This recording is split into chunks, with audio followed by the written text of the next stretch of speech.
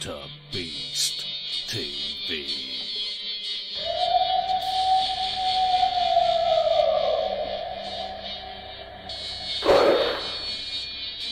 What was that?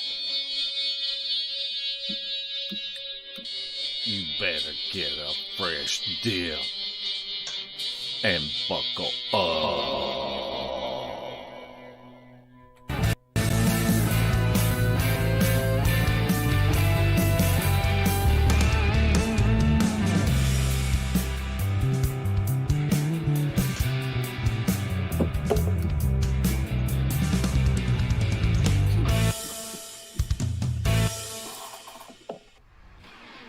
Larry Porst II, what's on your bucket list?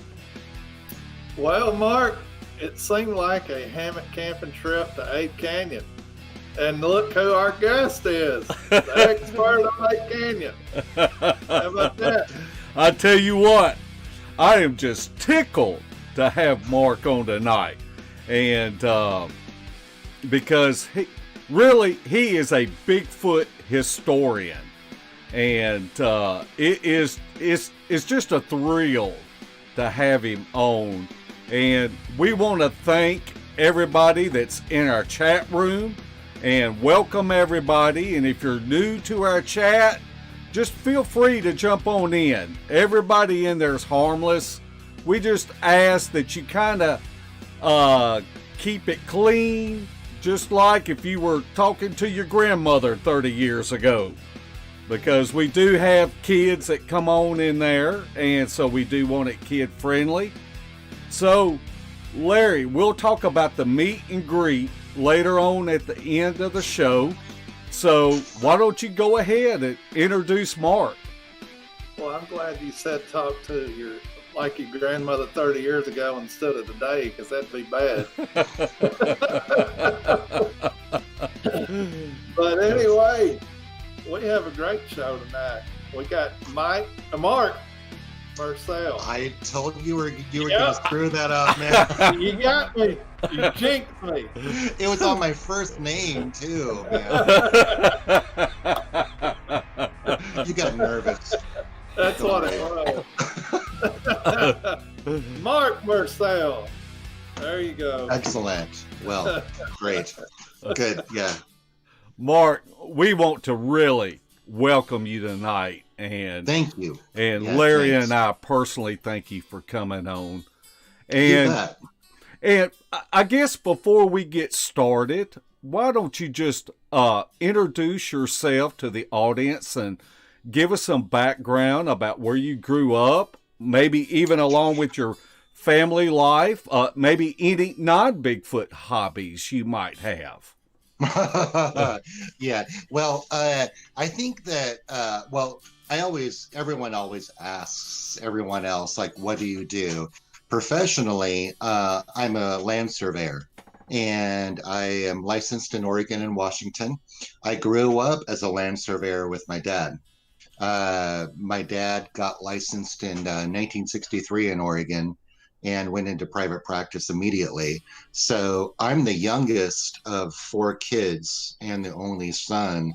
And so it was just kind of like natural that I just started working in the field about 10 or 12 years old, helping dad, carrying stakes and cutting brush for 50 cents an hour, helping him with land surveying. And so I grew up as a land surveyor, and then I ended up getting licensed in Oregon first and then Washington. And then I bought the business from Dad in 1995 and have been running the same family business ever since then. Professionally, that's our bread and butter. The other thing that we do, which takes more work and makes less money, is that we run, my family and I run the Westport Aquarium, public aquarium out in Westport, Washington, where you can pay your admission and, check out the sharks and octopus and fish and check out the ducks. Today we're broadcasting from the upstairs of the Westport Aquarium. That's where we live. And so the aquarium's like down below us as we talk. And so I have a wonderful life with land surveying and running the aquarium. And I have my best friend, Catherine, my wife, and we have 3 kids, Veronica and Santiago and Vincent. And so that's my life. My interest in historical strange encounter research is pretty much my only hobby aside from playing music. So anyway, that's who I am. That is awesome. And Tell me about it. It is awesome, man. I have a great life. Yes, sir. No doubt. I just read a story about an octopus escaping from an aquarium through a drainage tube that went to the ocean. That wasn't your aquarium, was it? No, it was not. Okay. However, it can. I know so Beast TV, an aquarium is a beast, let's say that. Uh-huh. But you're right. Yeah, the only octopus don't have any bones. They have a mouth that's sort of a small mouth that's like a parrot beak, and that's the only hard part in their body. So say for a 40-pound octopus that we've had, the beak is like maybe like an inch and a half. If they can fit their beak through that tube, all the rest of their body can escape.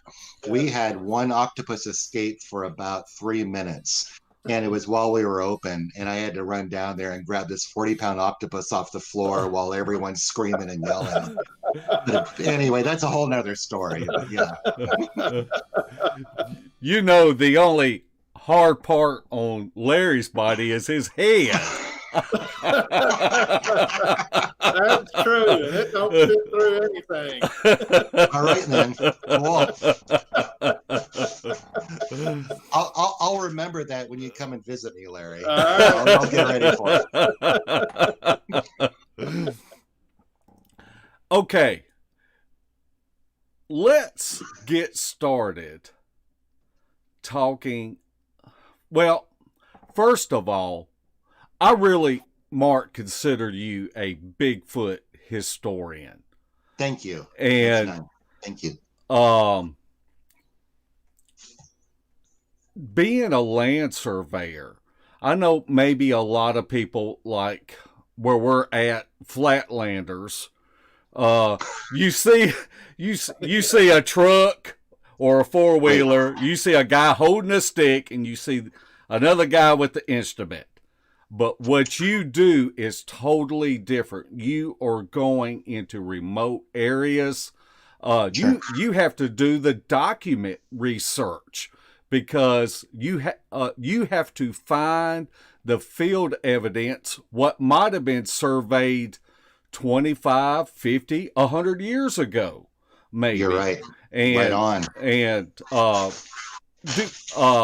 do you like take a metal detector with you to maybe look for nails or spikes or something that might have been put into trees or, from a previous survey? Sure. Yeah. That's one of the joys about land surveying. And actually, as we get into this show, it's going to be relevant what I'm about to talk about. Land surveying is a combination of a lot of different disciplines coming together. Yeah. You have a lot of trigonometry and geometry. You have a lot of historical research. You have trying to find document evidence in your document research. You have a lot of field research as well.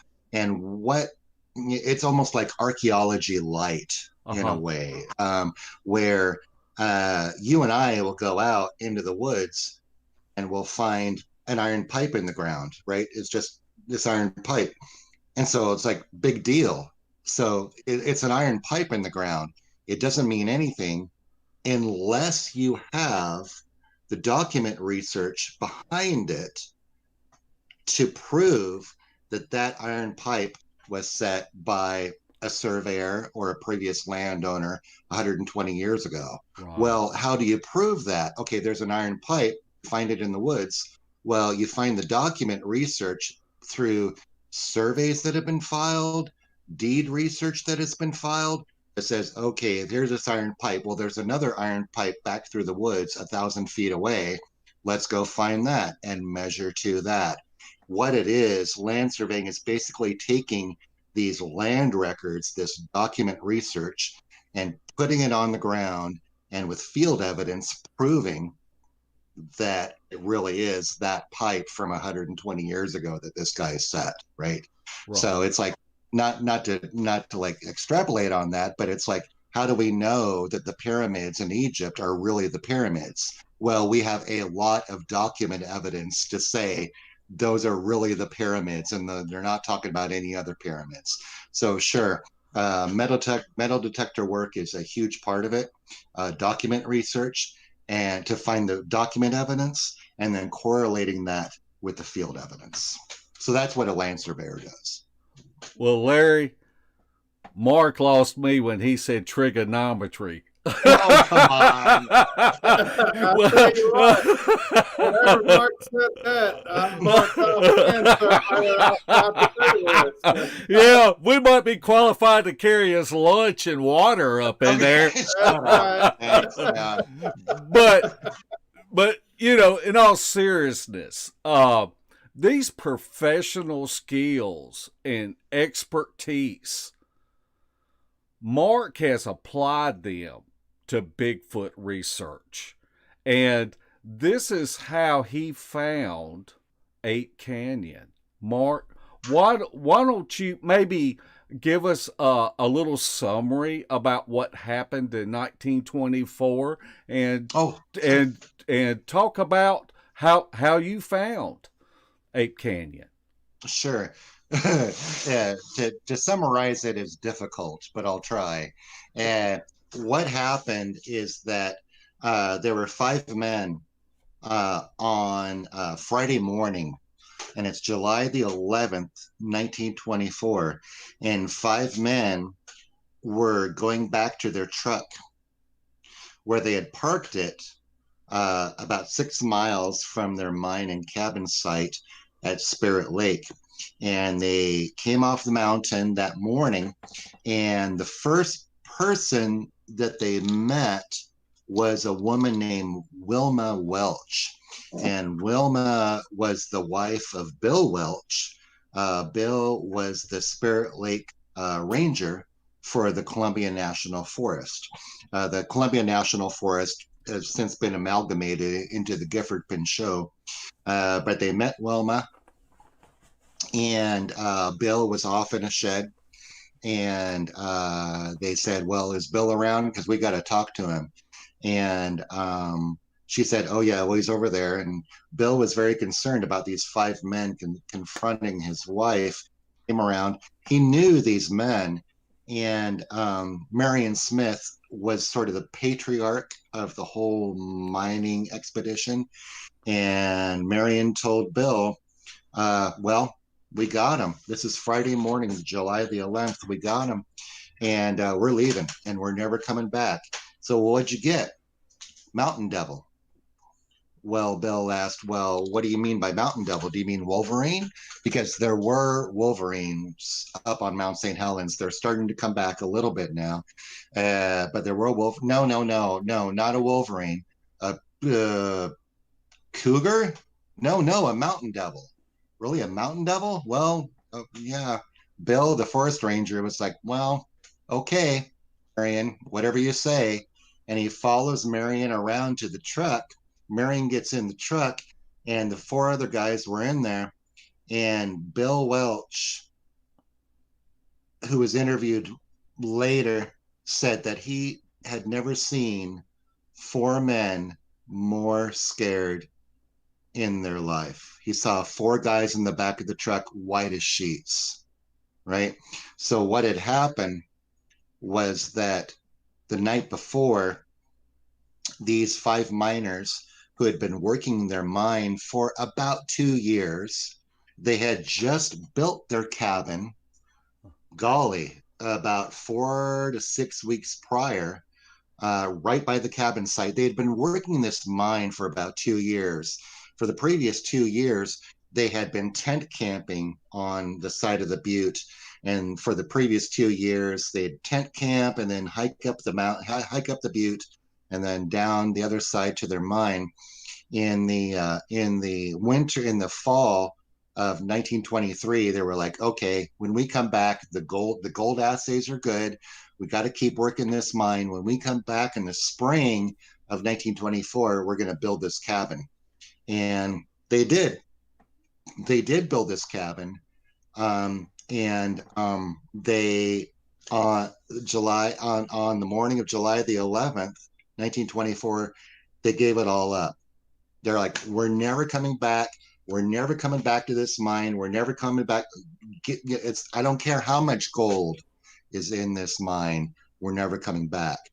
The reason why is that for the previous intensely about 4 to 6 weeks, they were starting to have encounters. A little bit in 1923, not that much, but mainly in 1924, once they started building the cabin. The first one was where Marion Smith and his son-in-law, Fred Beck, were going to the spring very close to the cabin in the mine where they would get water. And Marion and Fred went to go get water. And at that spring site, which I think I've identified, there's a sharp draw that heads north down into a small gully and then a slope that goes up. Fred and Marion saw, as they're getting water, they could see that there was something behind a cedar tree. And it was big and it was like, had some hair, and it was like dodging behind the cedar tree. Well, the first thing Fred does is like he gets out his shooting iron, blam, blam, blam, 3 shots. And Marion reported that you could see the skin of the cedar tree, the bark of the cedar tree coming off with the bullets going along the side, right? Uh-huh. And so, they run down there. There's no blood. There's no animal. There's no hair. There's no nothing.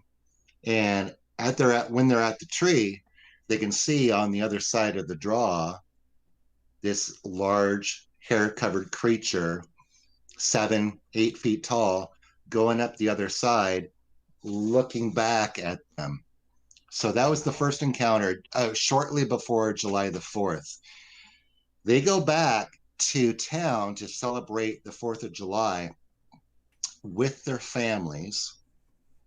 And the funny thing was that particularly, we know, Marion Smith and Fred Beck were known back in town in Longview and Kelso as being incredibly square guys. These were just like straight shooters. Whatever they said, you could count on. It was the truth. If they said they did something, you can know they did something. Yeah. If they said they were going to do something, you could count on it. These guys were just well-known, affable, well-respected men in their community. But they're going back on July the 4th to tell their family, it's like, holy smokes, you wouldn't believe what I just saw up at the mine site. So a lot of people in the community couldn't figure out what was going on. They return, and at that point, the five men who were on site were Marion Smith, who at the time was about 64, 65 years old, his son-in-law, Fred Beck, who was in his 30s, Marion's son, Leroy Perry Smith, John Peterson, who was a family friend, and Gabe Lefevre, who is Marion's cousin, who was also an older man. They're not spring chickens. Gabe was about 68 years old. They go back. Leroy Smith is about 18 years old at the time, has 2 encounters, and these are pretty up-close encounters. The terrain is quite steep. It's I'm going to use my hand. It's about like that. It's very steep. And so to find a flat spot on there, if you find a flat spot, you don't have a lot of room. Leroy Perry Smith encountered the first time was about a week before the attack. He was coming back from the spring, and he was at the cabin.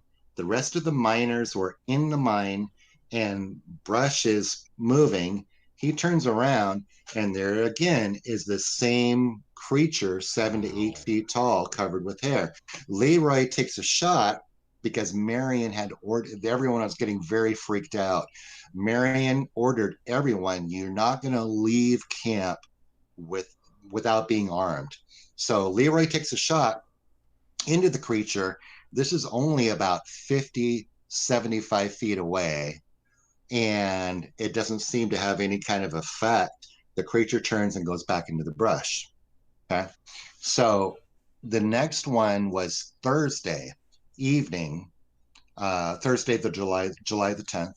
And Leroy again is coming back. At that point, it was late enough in the day where all the other miners were in the cabin. And so he's coming back from the spring again. A creature comes out and is confronting him 50 to 75 feet away. Leroy takes a shot. Apparently, it's a warning shot. All the other miners come out of the cabin. Marion Smith, in his interviews with the newspaper, estimated that when they all came out and started shooting, they probably about 16 rounds went into this creature, right? And the cabin and the mine is at the top of a very high precipice going down into Ape Canyon proper. Fred takes the final shot, and the creature either crouches down and scrambles down the cliff or falls down into the canyon. That's still maybe I would estimate like around 7, 8 o'clock at night. Well, these guys start bedding down for the night, and they start talking. It's like, man, we better get out of here. We gotta go. We gotta go. Well, as they're bedding down, as dusk is coming down, all of a sudden against the cabin, there's a huge crash against the cabin from uphill. Like a truck had come down and like whammo, hits the cabin. The cabin is like a traditional log cabin. They had built it out of the trees that they had cut down around the site. And they built the log cabin with the way you and I would build a log cabin, with the logs laying down, and they had split the logs for chinking and filled it with mud to fill in the gaps. When that impact hit the cabin, one of the large pieces of chinking fell out. It was about 3 or 4 feet long, kind of leaving a window. And they're like, what the heck is that? And they look out, and it was a clear night. And in the moonlight, Marion said that you could see 6 or 7 or 8 of these creatures dancing around the cabin. You could see these big, hairy creatures going around, and all of a sudden it's like that's the end. That's the end of their sleeping. That's the end of the night.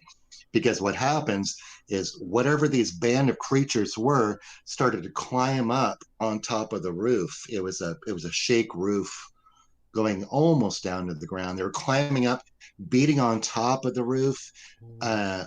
Later, they figured out later, they found out that there was a hole. Something was scratching the ground, digging under the foundation of the cabin to get in. They're beating on the door, and they're like, crap. And so they tear apart their beds, they bolster the door and blockade themselves in. And the rest of the night, frankly, all hell breaks loose. They build up the fire. Whatever this band of creatures are, they're trying to beat their way back into the cabin. This is a group of 5 well-armed men, and they just start shooting through the roof and screaming and yelling, build up the fire, go away, go away. We'll go away if you go away, and we'll all be fine in the morning, as Fred Beck said in his book. And this happens all night. As the sun is just starting to come up, this is summertime, and it's an alpine landscape. There are trees around the cabin, but not a lot. And so the sun is starting to come up about 4 or 5. Suddenly everything's quiet. Okay. So they just like, okay, we're going to wait. They open the door. It must have been the hardest thing in their life to unblockade the door and open it up. Nothing's there except for a huge amount of rocks that were pelted down onto the cabin all night long. Huge footprints.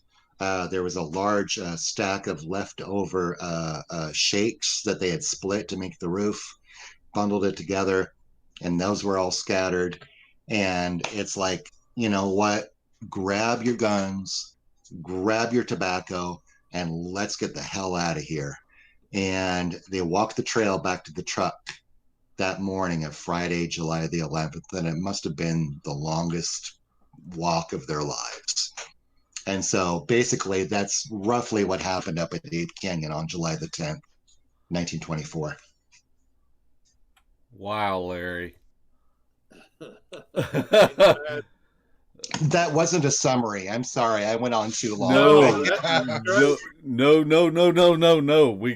We are glad that you told it. Now, you actually had the opportunity to speak to Mr. Leroy Perry Smith's daughter and able to interview her. And Yes. now, I believe, wasn't Mr. Smith the youngest member Yes. miner that was there? Now, Yes, he was. can you enlighten us on anything that maybe Mr. Smith might have told his daughter that she relayed to you in that interview? Yeah. It's a trip. It really is. Leroy, at the time, the great thing that we have about the Ape Canyon story is that at one point or another, all of the miners were interviewed within the following week or two. Some had a lot to say. Uh-huh. Some didn't have very much to say.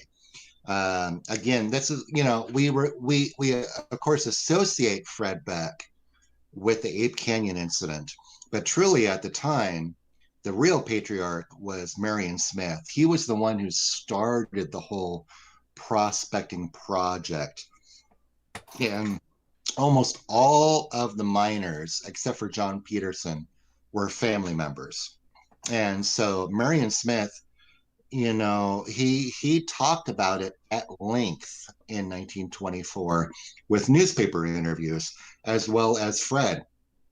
Gabe Lefevre had a little bit to say, not that much. John Peterson had a little bit to say, but Leroy Smith did not talk that much about it.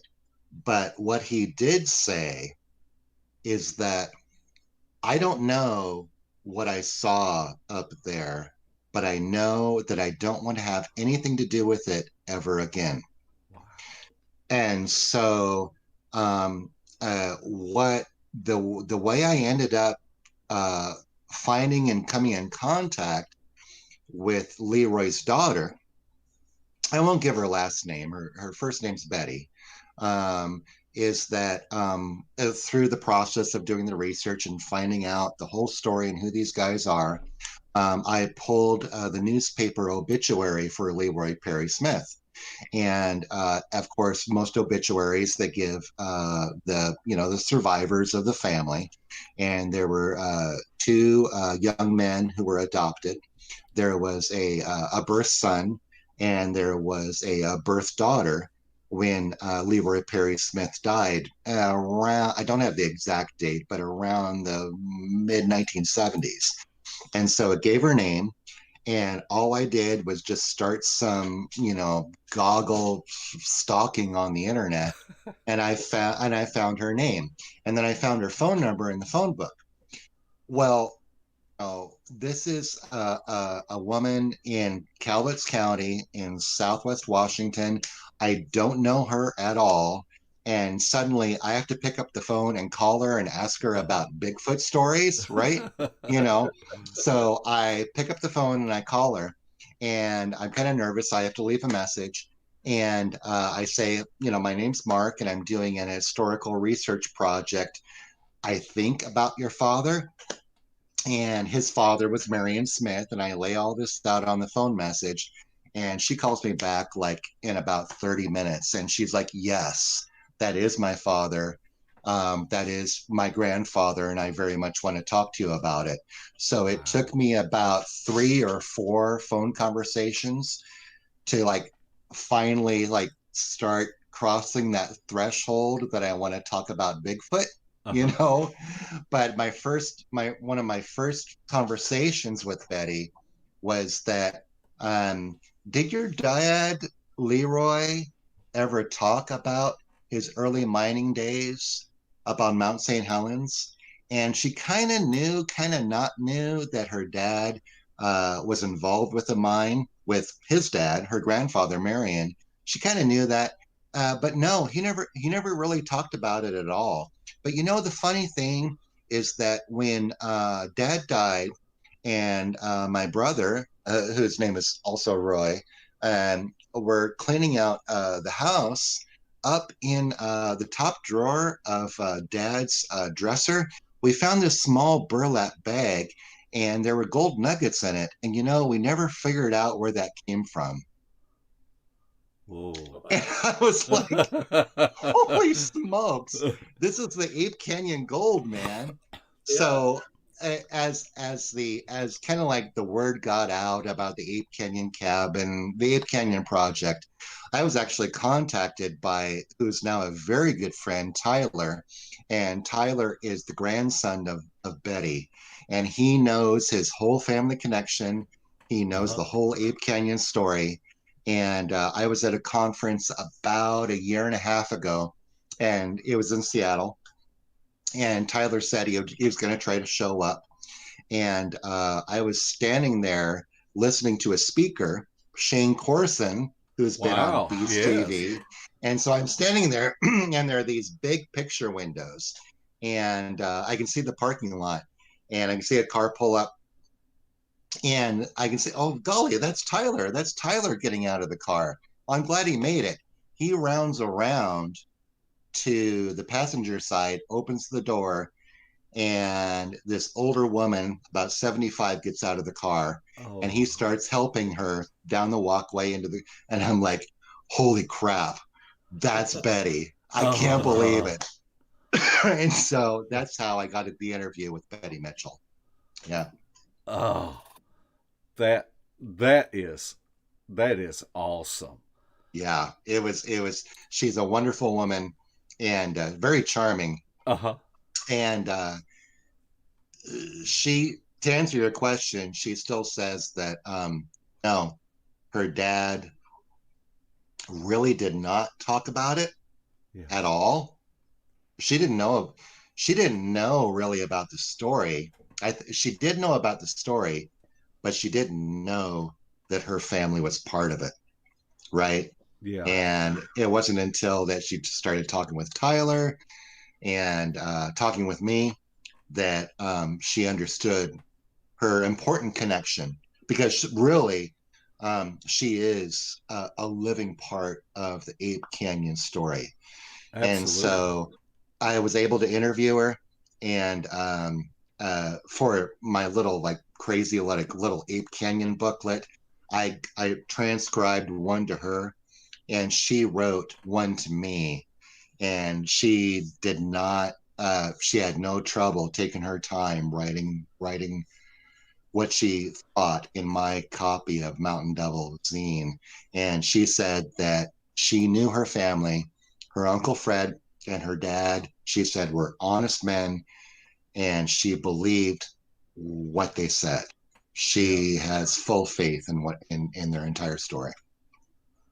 Wow. What an Yeah, awesome great, behind the scenes story of great. this. Yeah. Yeah. Now, tell us about how the research that you did, how you came up upon finding Ape Canyon and where all of this happened at. Yeah. Larry was asking me about this before. So, I mean, and it is a long story, and I'll try to make it short, but I think it's kind of important is that I was born in 1966, right? And so I was coming of age, like in the early 70s when I was like 6 or 7 or 8 years old. And we were inundated with this resurgence in interest in the unexplained. Uh-huh. We had like Rod Serling's Chariots of the Gods talking about the Nazca lines and pyramids and all the stuff about Atlantis and UFOs. And naturally, there were a lot of docudramas about Bigfoot. There was like Sasquatch Legend of Bigfoot, Bigfoot Man or Beast.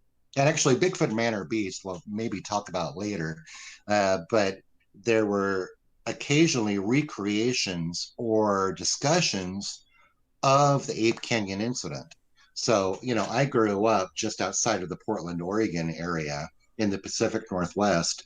And so when I would see this on TV, I knew that there was some sort of like geographical connection. It's like, oh, I kind of know where Mount St. Helens is. It's, kind of close. And so, especially the recreation of Ape Canyon incident in Sasquatch Legend of Bigfoot, and there's this dramatization of these shadowy creatures throwing rocks down from the top of the cliff down onto the miner's cabin, and those spooky stories just stuck in my brain. It's like it just scared the hell out of me, and so those images always stuck in my mind. It wasn't until maybe about 10 or 12 years ago that Nick Redfern, who's the well-known author and well-known researcher. Nick Redfern does a lot of UFO stuff. He does a lot of chupacabra stuff. He does some Bigfoot stuff. He wrote a book that kind of like started me thinking about how, where if you and I have some sort of like, rash of encounters, a rash of lights in the sky, or poltergeist activity, Nick sort of promulgated this idea that if we start to look around the geographic area and maybe start to look around the timeline of what you're researching, more often than not, you can find other strange things going on about the same timeline and around the same geographic area. So that really inspired me where it was like, what about that Ape Canyon story that I saw when I was a kid? And so I pulled that story off the shelf and I started to research it as if I had never heard about it before, or research it like nobody had heard about it before. Uh-huh. And so I kind of approached this kind of as a land surveyor. Again, going back, how do you start a land survey?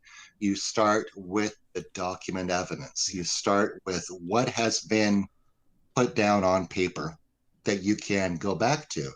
And so I started pulling newspaper reports from the time, and all of a sudden I found that there was this mountain of document evidence that was contemporary at the time in 1924. So I started researching more, and the more that I looked into it, there wasn't necessarily a map or a definite location about mine location or the cabin. Certainly, there were just some clues, because shortly after the attack, some newspaper reporters went up. Just a small handful, like 2 or 3 newspapers went up. But one in particular, Jack Gregory from the Oregonian, went up there. He didn't meet any of the miners. Jack Gregory did not interview any of the miners, but he spent 2 days going from Castle Rock up to Spirit Lake, parking the car, going up the trail, and then going up and over the butte down to the cabin site. And what Gregory did was he kind of gave a travelogue of how he got there, how did he get to the cabin, what he saw, and he took a couple photos of the cabin itself. And it kind of gave me a few clues of what Gregory saw going back a week after the attack. And I started to realize that maybe because of the rough location that Gregory left me from the Oregonian, I started to think, wait a minute, maybe this cabin could have, or the mine could have very well survived the initial eruption of 1980. The other couple of eruptions were more minor, but maybe it survived. So in the vicinity of like around 2011, I just started going up there and I started poking around. And mind you, these were many trips because again, the east side of Pumice Butte is like that. So I started working my way down. And it was honestly Gregory's photos. There was a lot of other document evidence that came in, the mining claim, clues in the mining claim, some stuff from other newspaper reporters from 1924. But one of the most important parts was a couple of photos that Gregory took during his trip in 1924. One of them is where you can see his photograph of the cabin. And I believe it was on the long side of the cabin. In the foreground, you can see the cut off stumps of the trees, pretty freshly cut trees, of the trees that the miners fell to build the cabin. In the background, you can see a stand of very healthy fir trees behind it. And so I realized that if I could find the remnants of those stumps, I would probably be very, very close to the cabin location. So I had a discussion with Rick McClure. He's now retired, but Rick used to be the head archaeologist for the Gifford Pinchot National Forest. And he did confirm with me that east side of Pumice Butte, where the Ape Canyon mine is, was never commercially logged under any kind of national forest logging contract. So, when you go out in the woods, you find a bunch of stumps because there have been a variety of timber activities there. But he said, no, this east side of Pumice Butte has never been logged that we know of. So I knew if I could find the remnants of those stumps, I knew I would be close because those are probably the only sawed off stumps on the east side of Pumice Butte. So in 2013, I went up there with 5 friends, myself and Brad Angus and Ben and Gabriel Temme and Ben's son. And when we got up to the top of the butte and looked down about where we needed to go, most everyone bailed. They were like, I'm not going down there, right? But Gabe Temme was I can't remember how old he was at the time in 2013, but he was super because he used to be a Forest Service smoke jumper, bailing out of a helicopter on a 1/2-inch line, descending down to fight fires. And the guy was in monster shape. So he did go down with me. And as we were working our way down the east side of Pumice Butte, there's vine maple and a lot of overgrowth. And it's like, okay, well, let's go a little bit further. We're looking at the evidence. We're looking at the document evidence. And it's like, so I tell Gabe, okay, go down a little bit further. And I'm fighting my way through the brush. And I can't even see Gabe. And all of a sudden he says, hey, I'm right here. He's like 50 feet away, but I can't see him. And Gabe says, you know what? I'm standing on a rotten stump. Oh. And then we find another stump. And then we find another stump. And, well, we had a metal detector with us. And all of a sudden we started finding evidence in the ground. At first it was a baling wire, about 18 inches long. Halfway through the baling wire, it was curlicued as if the baling wire came together. We started finding nails in the ground. As we kept on going, we ended up finding not that far underneath the surface, maybe about 4 to 6 inches under the surface. The surface is like dirt, and then there's a lot of ash and pumice from the eruption. But just below that, there's natural dirt. We started finding these horizontal rotten logs in the ground with the nails still driven into it. you pull out a nail and you're taking the chunk of wood with it. The nails were driven into it. And then we ended up finding the spoon. And as we kept on working, we found the foundation of the cabin site. Oh, So that's how the Ape Canyon cabin was found. wow. Wow. That's a cool story. Great time. I came off that mountain and I was like, is this a dream? This can't be real. You know, I can't, this can't be real. And I still think it's a dream. It's strange. Yeah. So to somebody just stumbling through there, they wouldn't notice it. It's No way. woods. It's woods and it's rocks and it's just national forest. Right. Yeah, it don't take long for Mother Earth to overtake whatever we put there.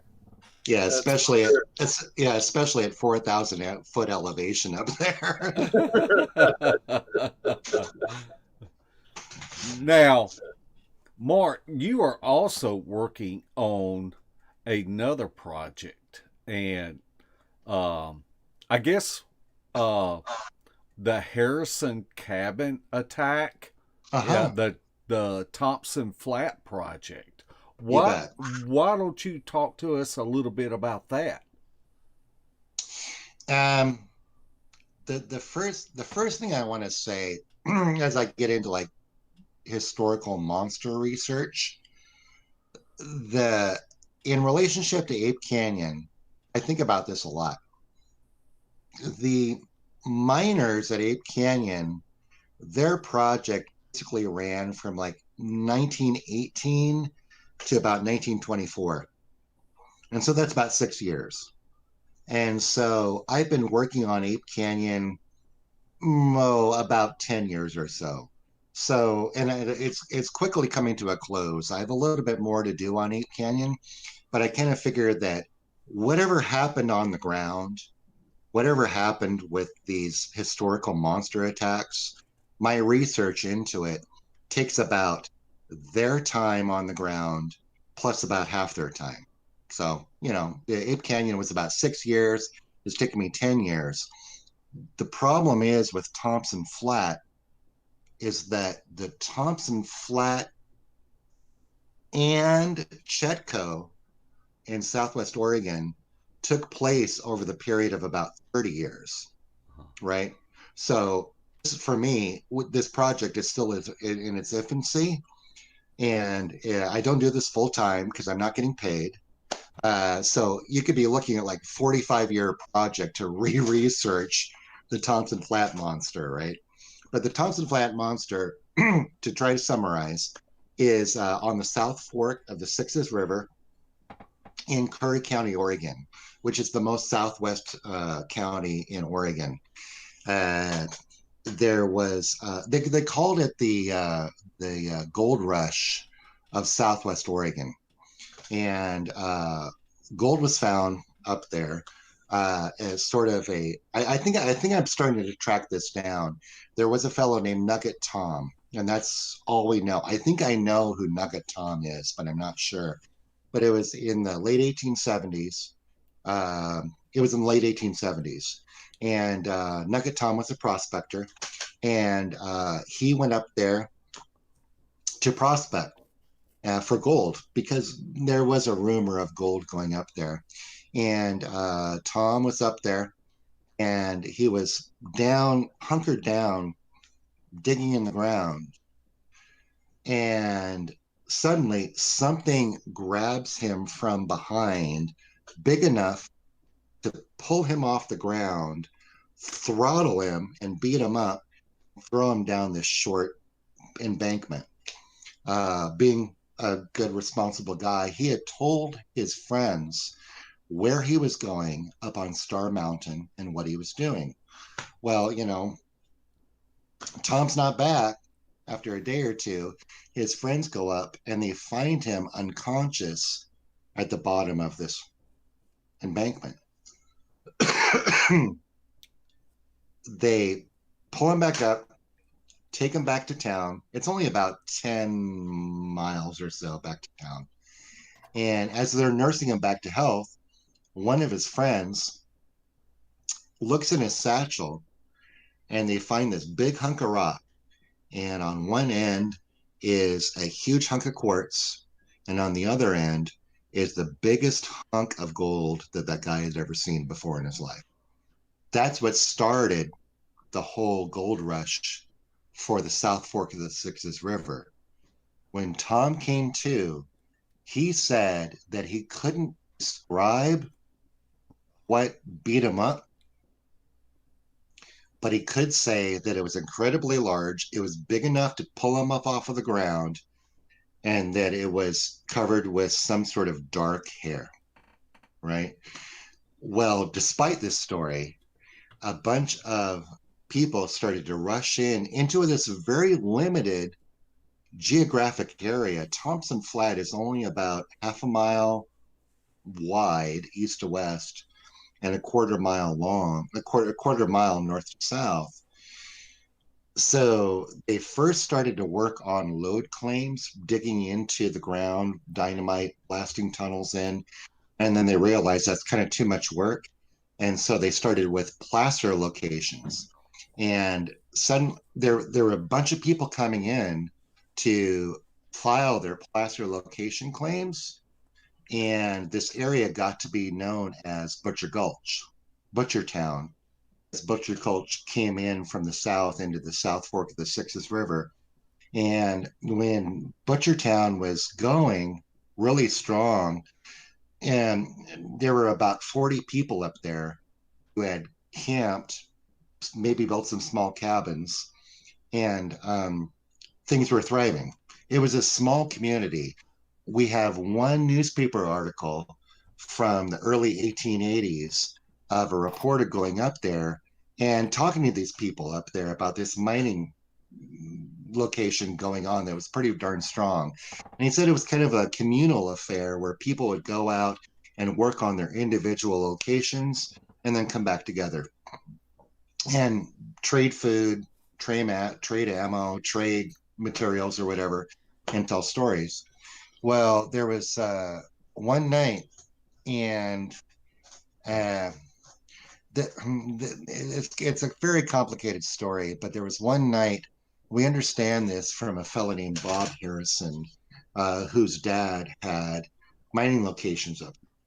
According to Bob Harrison, who wrote this article in 1936 describing this, some guys were in the camp at the time in the early 1880s, and it's like, golly, where's John? John's not back. And they go up. We better check it out. They go to a small cabin. John's not there, and we better go up and check him out. They go up to his location. They find John dead with his head bashed in. Mm. And next to his body is a rock that's bloodied. Within the next about 18 months or so, there are, in order, there are 3 other miners who show up dead, right? One of the last ones was this guy named Mike Madigan.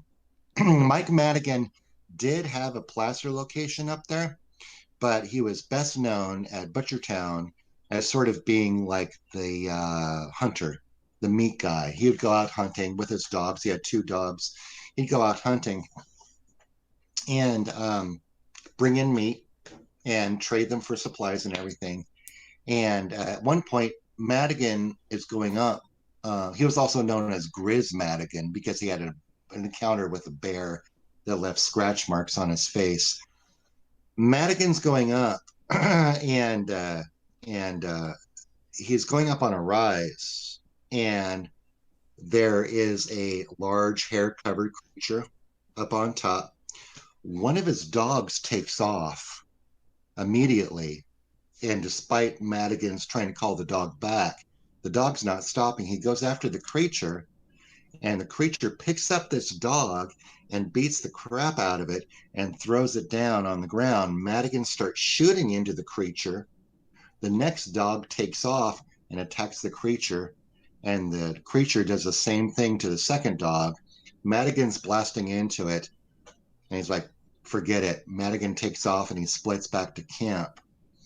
This was not unprecedented because before that, there were numerous encounters of this large creature. The interesting thing about the Thompson Flat creature is that sometimes the reports were light brown, sometimes dark brown, sometimes blonde covered hair, yellow haired creature, not as tall, about 6 or 7 feet tall, not like 8 or 9 or 10 foot monsters, but large creatures covered with yellow hair.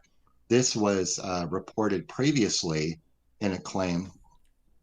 And so at one point, because of all these deaths and numerous reports of this creature being sighted, Butchertown gets vacated. Everyone splits. The only person still living up there was Madigan. Well, Madigan would be up there for about a week or two and then go back into town, into small community that's barely there anymore, but there was a community called Sixes about 10 miles away. And then further down, there's Port Orford and Gold Beach. And then Madigan doesn't show up. And so his friends go up there looking for him. He had a very close friend who also had an encounter, a guy named Ramsey, name's Ramrod Ramsey. He goes up there looking for Madigan and can't find him. He's looking everywhere of all of Madigan's, haunts. Finds a pile of rocks that appears to be placed there unnaturally. It wasn't just like a pop out of a landslide. It was placed there kind of unnaturally. And he starts digging through the rocks and he finds a body inside this pile of rocks, mainly decomposed bones, decomposed body. But Ramsey said that he recognized that it was Madigan from his gun, which was on the body, and his knife. He said, that's Madigan. And so again, all four men, if I can remember their names, Johnson, McClone, Thompson, and Madigan, all of their bodies were found throttled, broken, beaten to a pulp, right? So this is a story that we get from Bob Harrison, but the interesting thing about it is it's within the National Forest right now. At the very west end of Thompson Flat, there's a small burial plot, and the headstones and the gravestones are barely discernible, but like what we're looking at now, but the Genealogical Society was able to give us a list of who's buried in that burial plot. And the four names of the people who are buried there match the description of the four men who died by unnatural means at Thompson Flat. Right? Okay. Oh, So that's part of Thompson Flat, just part of it. This is going to be a very long research project. Part of my trouble is that Oregon State was not required to keep death records until 1908. These deaths took place long before that, right? Curry County is one of the youngest counties in Oregon. It was broken off from a county to the north called Coos County. And the state archivist that I talked to gave me a really good clue. He said that in cases of perhaps murder, unexplained deaths, strange crimes, medical examiners' reports, many times Curry County, because it was a young, unfinanced county, would pull the medical examiner, would pull the sheriff from the next county to the north to come down and investigate it. So that may be a further piece of research for me as well. The other thing I got to say, to give accolades to you guys, is for one of your previous guests at Bigfoot Bolt and Bruise Tour in Bend, I was able to meet Kim Christensen, who came, and that's where I met up with her. And Kim, through her history in Curry County, has a lot of on-the-ground knowledge about Thompson Flat. And so right now, Curry County is like about a 6-hour drive, 7, 8 hour drive away from me. So right now, Kim and I are working together, and this is probably going to be more of a collaborative project because she has contacts for me, and maybe I have some research skills for her. So I may be working with Kim. I do actually plan to be working with Kim on the Thompson Flat Monster. It's going to take, folks, can you get back to me in about 30 years? Because this is going to be a very, very long project. But yeah, that's Thompson Flat. Larry, I think we just need to make a road trip and we can go out with Kim and then we can just go up the coast and let Mark take us out to Ape Canyon. It sounds like a great idea. Yeah, plan about 3 to 4 months. Block out about 3 to 4 months, and we can do that. Yeah. Are we in danger of getting beat to death while we're there? I can't guarantee it. I can't guarantee it, man. There is another story that I would like for you to touch on, and that is Dick Grover. Sure. You bet. Now, there is again, to go back to when we were kids, Bigfoot Man or Beast was a movie. And I remember seeing that movie when I was a kid on TV, weird Bigfoot kind of stuff. And funny thing is I remember this since I was a kid, just like Ape Canyon and the creatures throwing rocks off the cliff. Going back, and I remember this story, and it took me a long time as an adult to try to find this story again, but I finally found it. All it is a 60-second clip in Bigfoot Man or Beast. And what the story, when you see the 60-second clip, you see Richard Grover standing at the site of a road crossing. And all it is a 3 to 4 second road crossing that happened in 1969. The reason why Richard Grover was pulled in for the movie is because he was in the area and a Bigfoot researcher, and he got on it immediately and was able to interview the two witnesses of this road crossing. What happened is that there are two guys driving up the road in Fife Heights, Washington, and it's a suburb of Tacoma. Fife is its own town, but it's a suburb of Tacoma, Washington.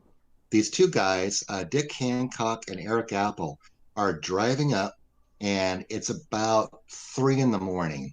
I was able to sort out some more information, more than just this 60-second clip from a 1971 movie, because I was able finally, with thanks from Todd Neese and also Daniel Perez, I was able to interview Richard Grover at length for about an hour or so.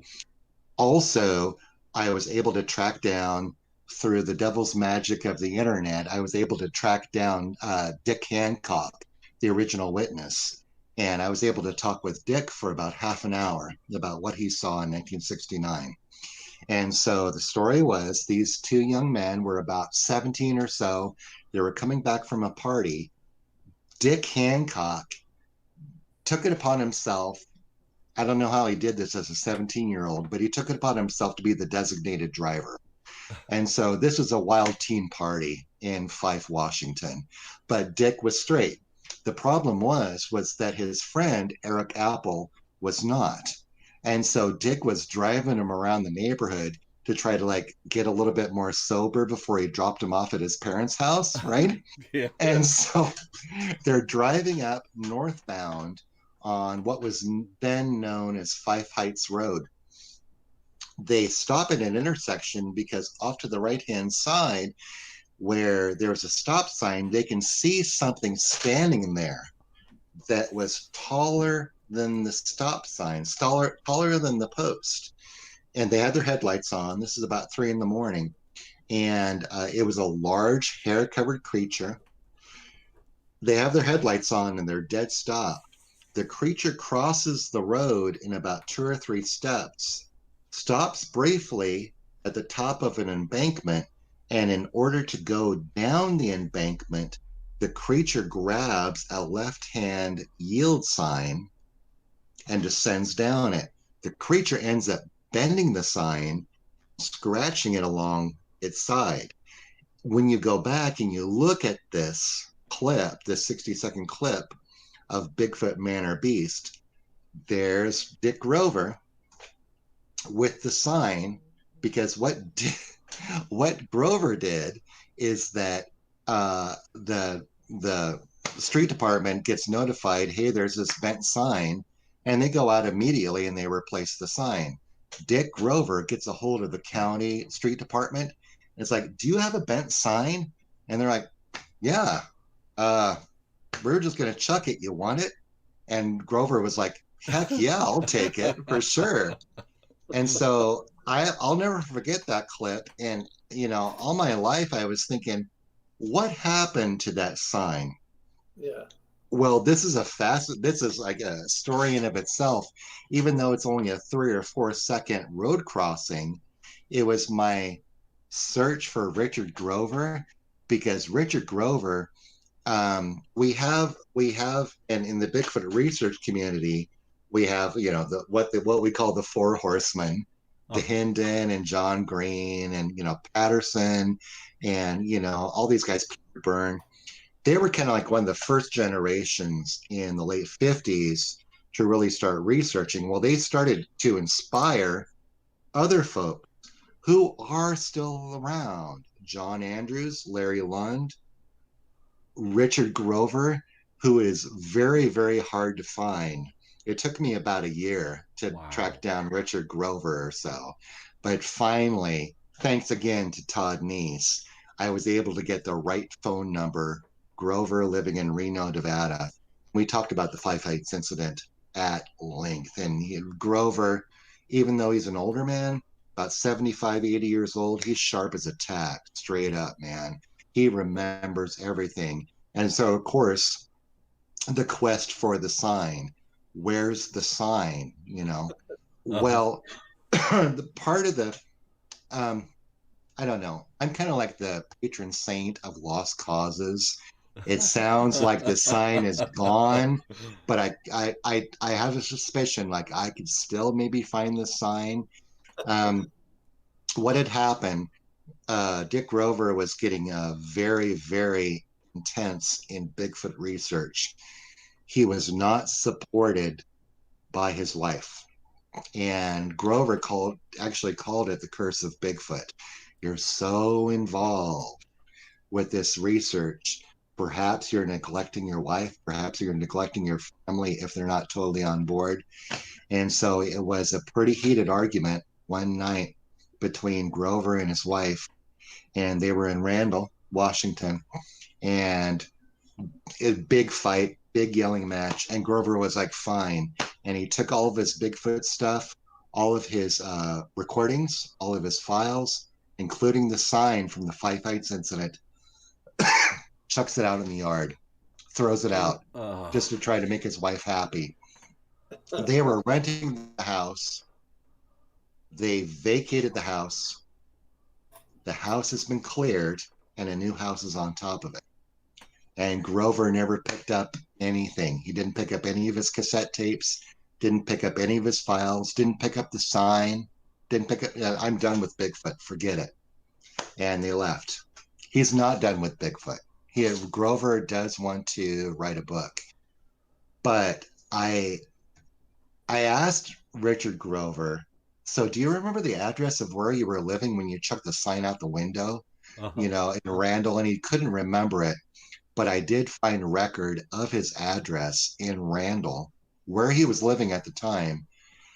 And it's one of those things, just like talking to Leroy Perry Smith's daughter. I got to go and knock on the door and say, knock, knock, knock. Would you mind me running a metal detector across your property to find an old bent left turn yield sign, But someone's got to go out there and find that sign up in Randall, Washington, because it could still be there. Man, what a treasure you are, Mark. Oh, yeah, stop. No way. But yeah, so that was my search for Dick Grover. And it's I found Dick, and I have a good phone number for him. So does Todd Neese.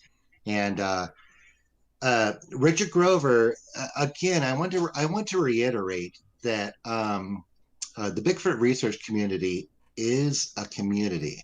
There are a lot of people like maybe what you said, Mark, or Larry, is that I did, I understand that I applied my land surveying skills to deal with the Ape Canyon project. And I think it did help a lot. But the other thing I've noticed as I've been invited into the Bigfoot research community, I've met so many people who are like bigger brains than me. I've met people who are microbiologists, I've met anthropologists, Dr. Jeff Meldrum. I've met, Cindy Dosen, air analysis folks, David Ellis, who is an excellent sound analysis guy, who have taken their professional skills and have applied it to Bigfoot. Yeah. And I really think that this is the future of Bigfoot research, or any kind of monster research, or any kind of unexplained research, where I don't feel like for myself, like I'm the historical research guy, I don't feel for myself, I don't have the tools to come up with empirical evidence of this creature, but I can try to help by applying my professional skills to this field. And I think that's where we're finally going to get some wheels, try to get some traction under it. Like Dr. John said, John Bendernagel said. Now, the guy, Dr. John, was a biologist, and he talked about, his research in Bigfoot, and would get laughed at right to his dying day. But it's going to be taking us individuals volunteering our skills to put these skills into the Bigfoot research community to try to actually get some traction on this research, right? And so with that, we have that second generation below, after Green, after DeHinden. I know that Peter Byrne is still living, but after Peter Byrne, we have people living right now who were intensely involved in the Bigfoot research community in the 1970s through the 1980s, who are still here. And they have a wealth of information to give to us. Larry Lund doesn't live that far. I've never met Larry, but I have friends who know Larry Lund, John Andrews, Dick Grover.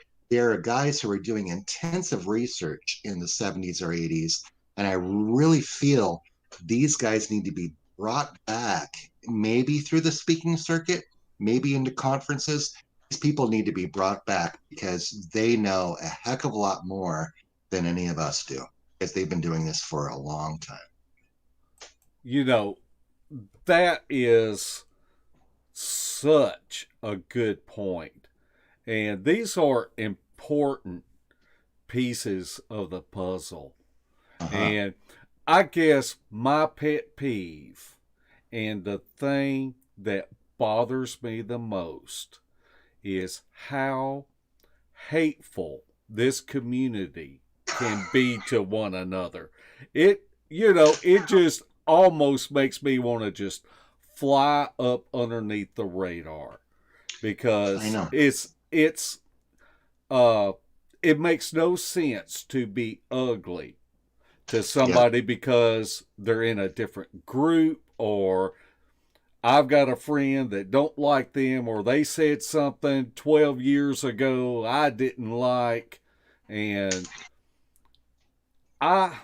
we would be so much further along if we would just be nice to one another.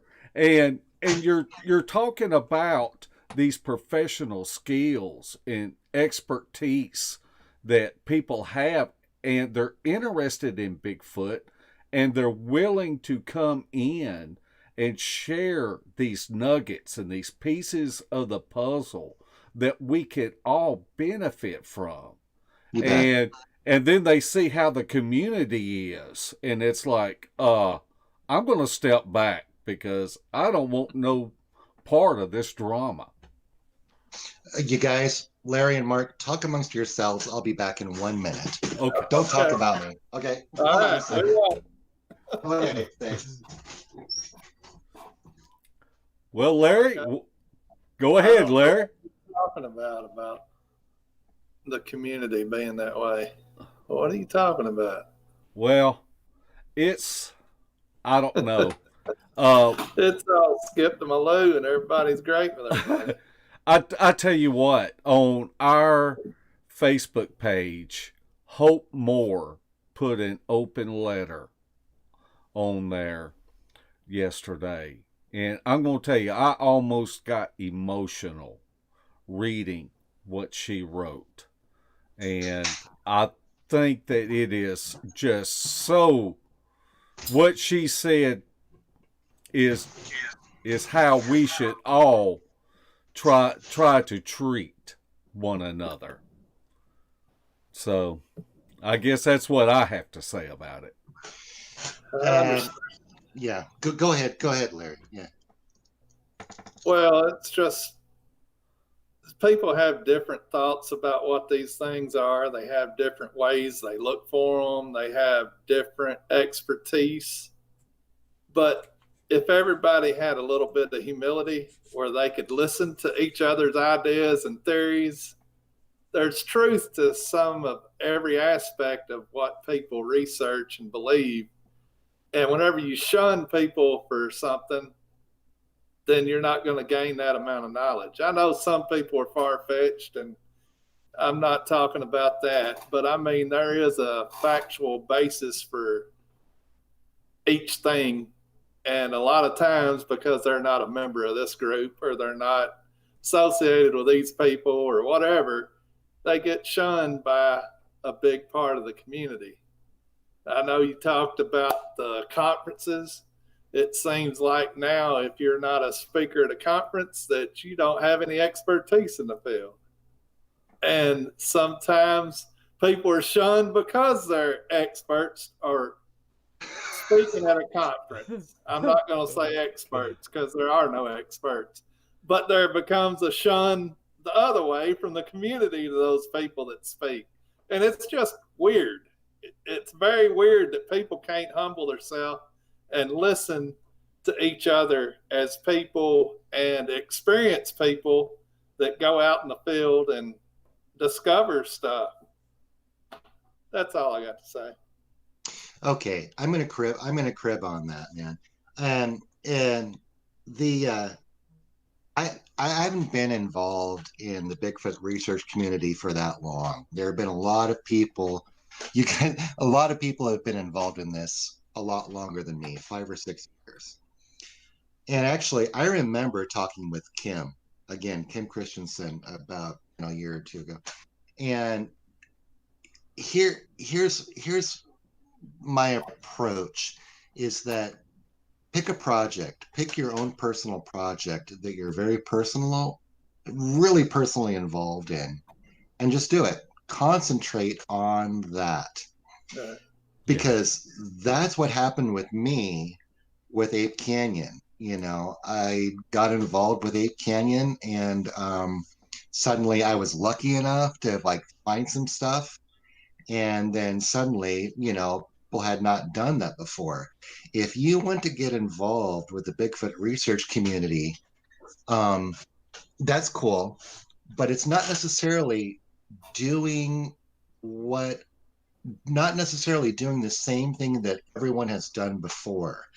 Right. Again, find what you're good at, no matter what it is, and apply that to your Bigfoot research. And you're going to be amazed that, golly, no one has done that before, True. And when you find this small scintilla of interesting stuff, all of a sudden the whole Bigfoot research community is like, I want to talk to you. I want to, I want to check you out. They're Yeah. interested in what you're doing. Yeah.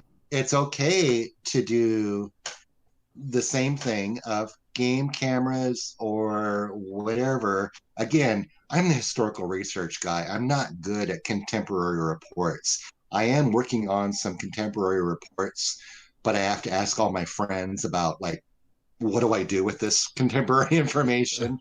Because Right. historical research is kind of different than contemporary report research. But if you can apply your skill level, tracking, hunting, hair analysis, anatomy, anything, if you want to apply that to a specific project, you're going to find out that, golly, the Bigfoot research community has really never done this before. Okay, Right. I'm going to do it, and do it. Go ahead and do it. And it kind of cuts through the crap of all the little bitty, gossipy kind of, oh, he wasn't using the right kind of game camera, or he wasn't using the right kind of camouflage or whatever. So it's like, I don't remember. That's great advice. Definitely. It is Yeah. good to get a niche and stick with that. Yeah. For sure. Mm-hmm. Mark, do you know what me and Larry's good at camp? Oh boy. What, drinking? Okay, don't tell me drinking beer. Nope. No. Eating. Oh, right we have figured out how to take in marinated steaks and be able to stay in the woods for 3, 4, or 5 days and eat steak every night. Okay.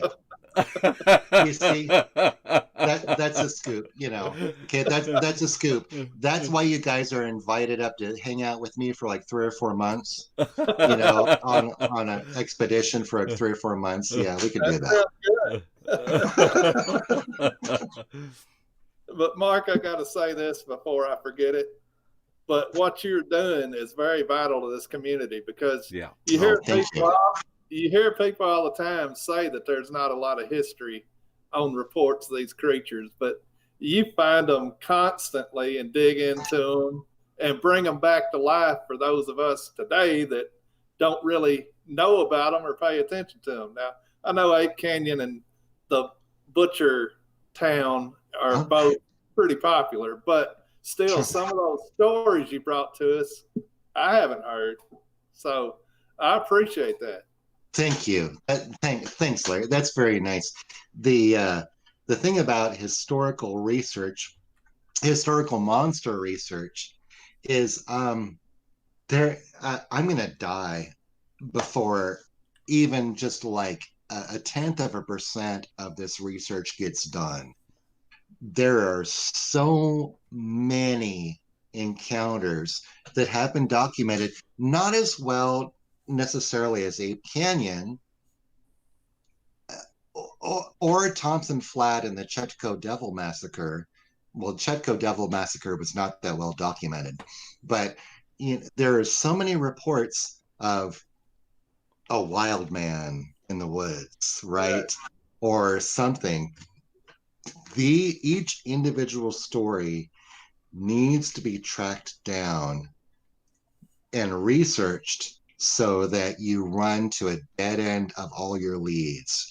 Research who reported the incident, who they were, what was their personal history, where were they living, where was the site, like with Thompson Flat, with the Harrison cabin, the attack in 1904. Who was Bob Harrison? Who was Ben Harrison Jr.? Who was Ben Harrison Sr.? Tracking down all of this information down to its finite degree truly needs to be done, in my opinion, with each and every report, each and every historical report. So with that, as you can imagine, particularly through the 1890s, 1900s, 1910s, every single newspaper has a story of a wild man sighting. and these need to be researched, and I don't have time for all of it. I'm going to be dead. So someone needs to do it. Well, give it your best effort. Yeah, okay, thank you. Thanks, man.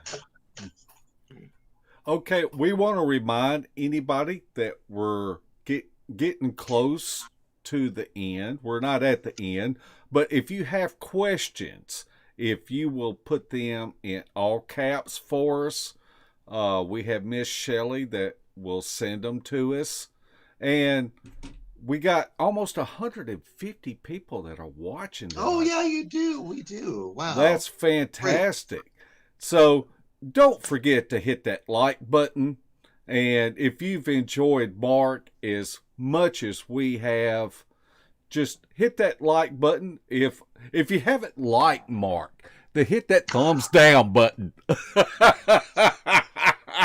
okay. But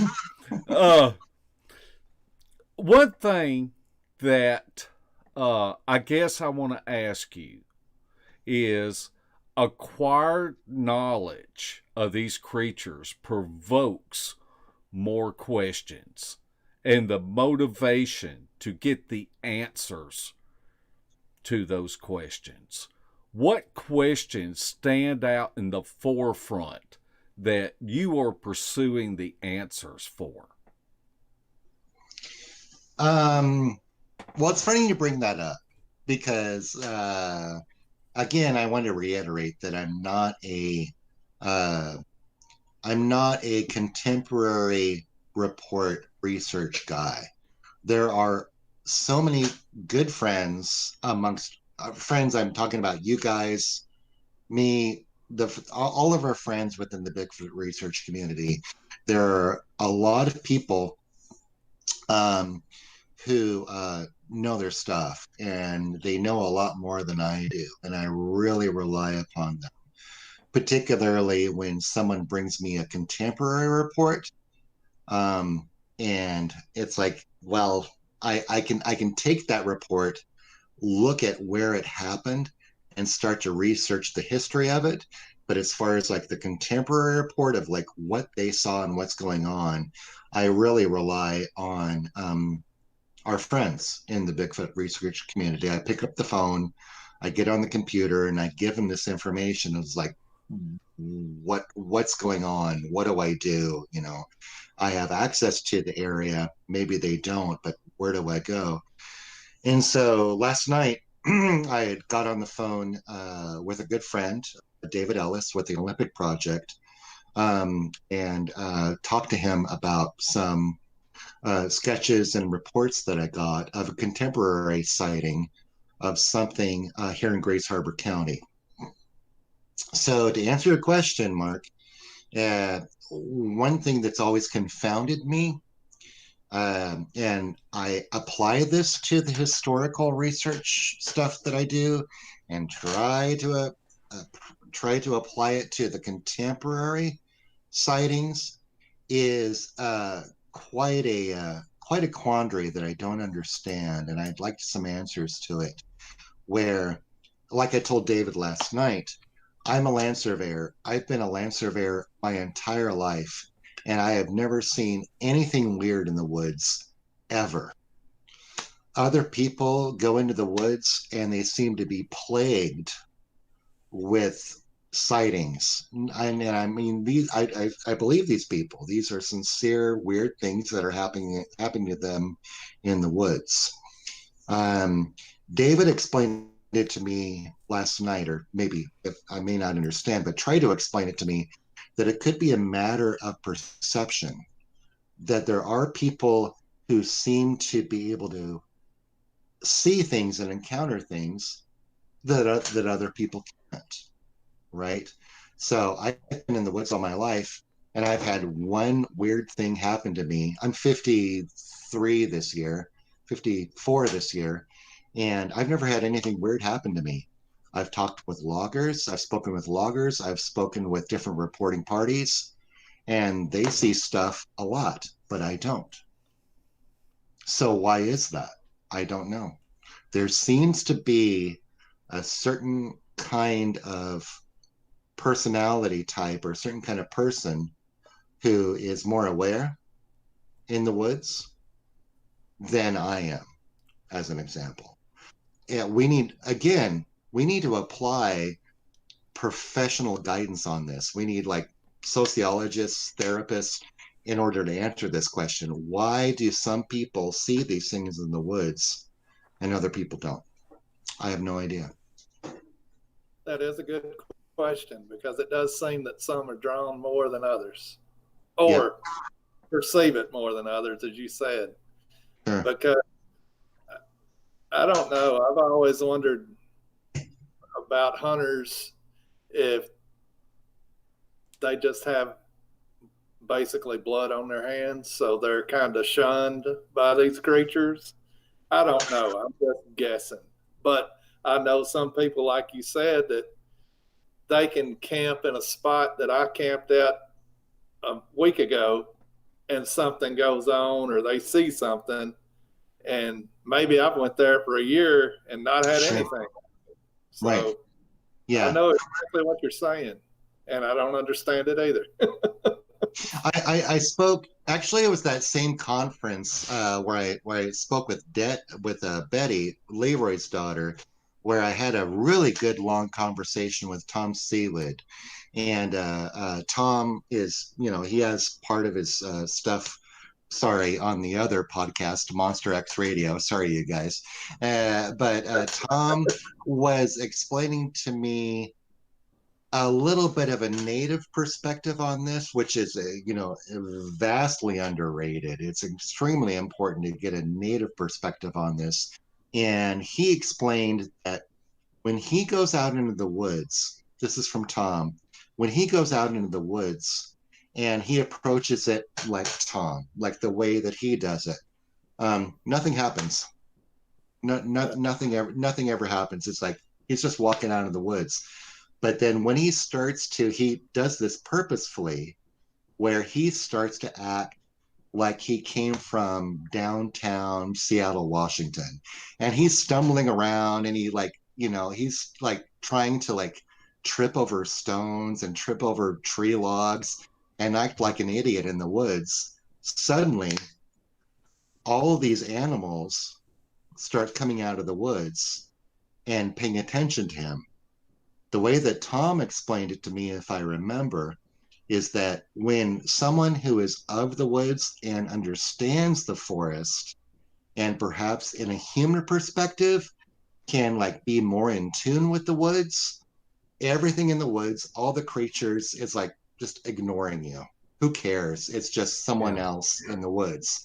But if you're an idiot, and like are like setting up, huge bonfires and tents and doing laser lights and stuff, suddenly everyone in the woods comes around to check you out, all the cougars and bears and maybe Sasquatch and other things. And so Tom explained that he does this on purpose in order to get some sort of attraction from the different people who live in the woods. Well, Mark and I should have already been beat to death by now then.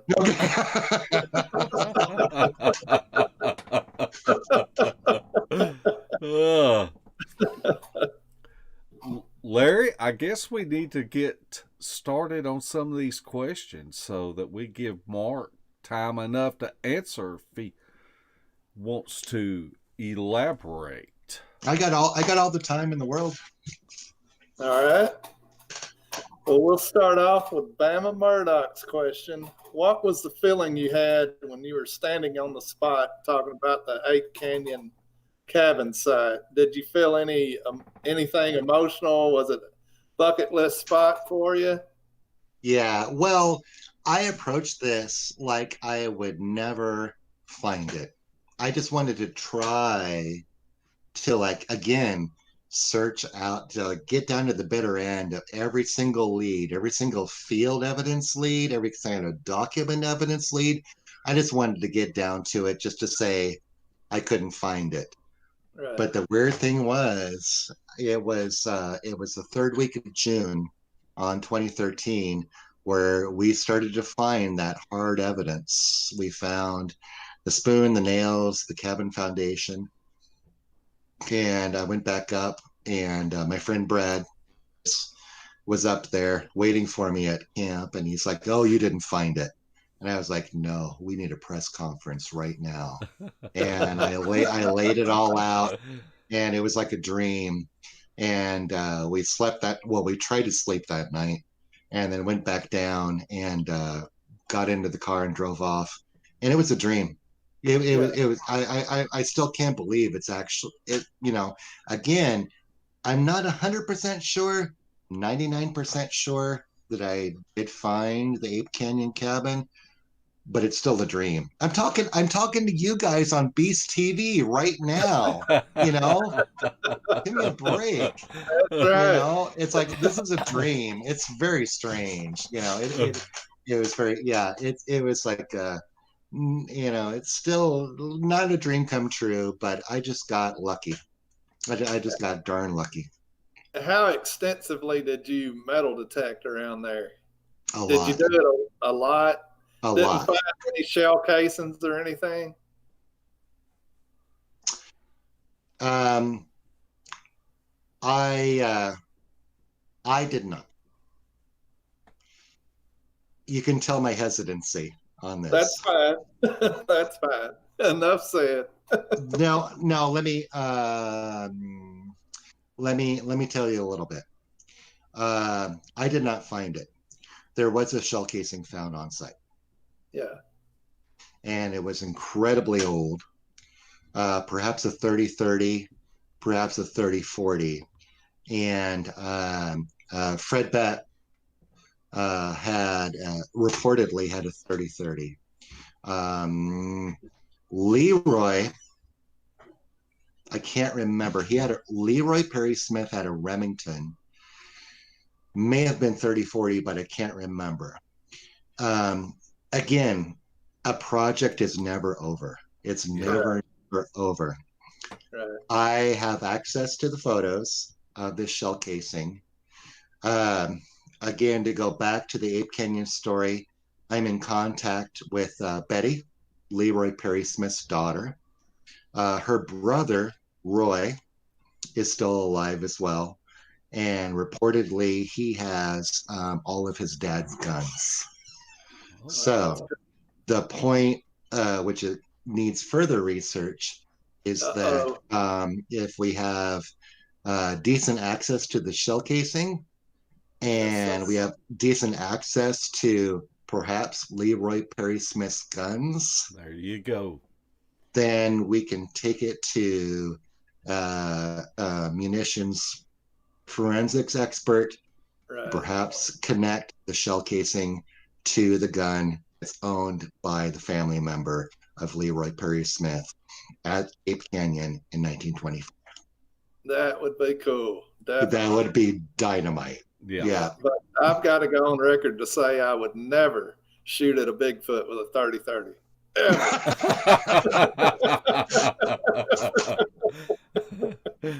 Right.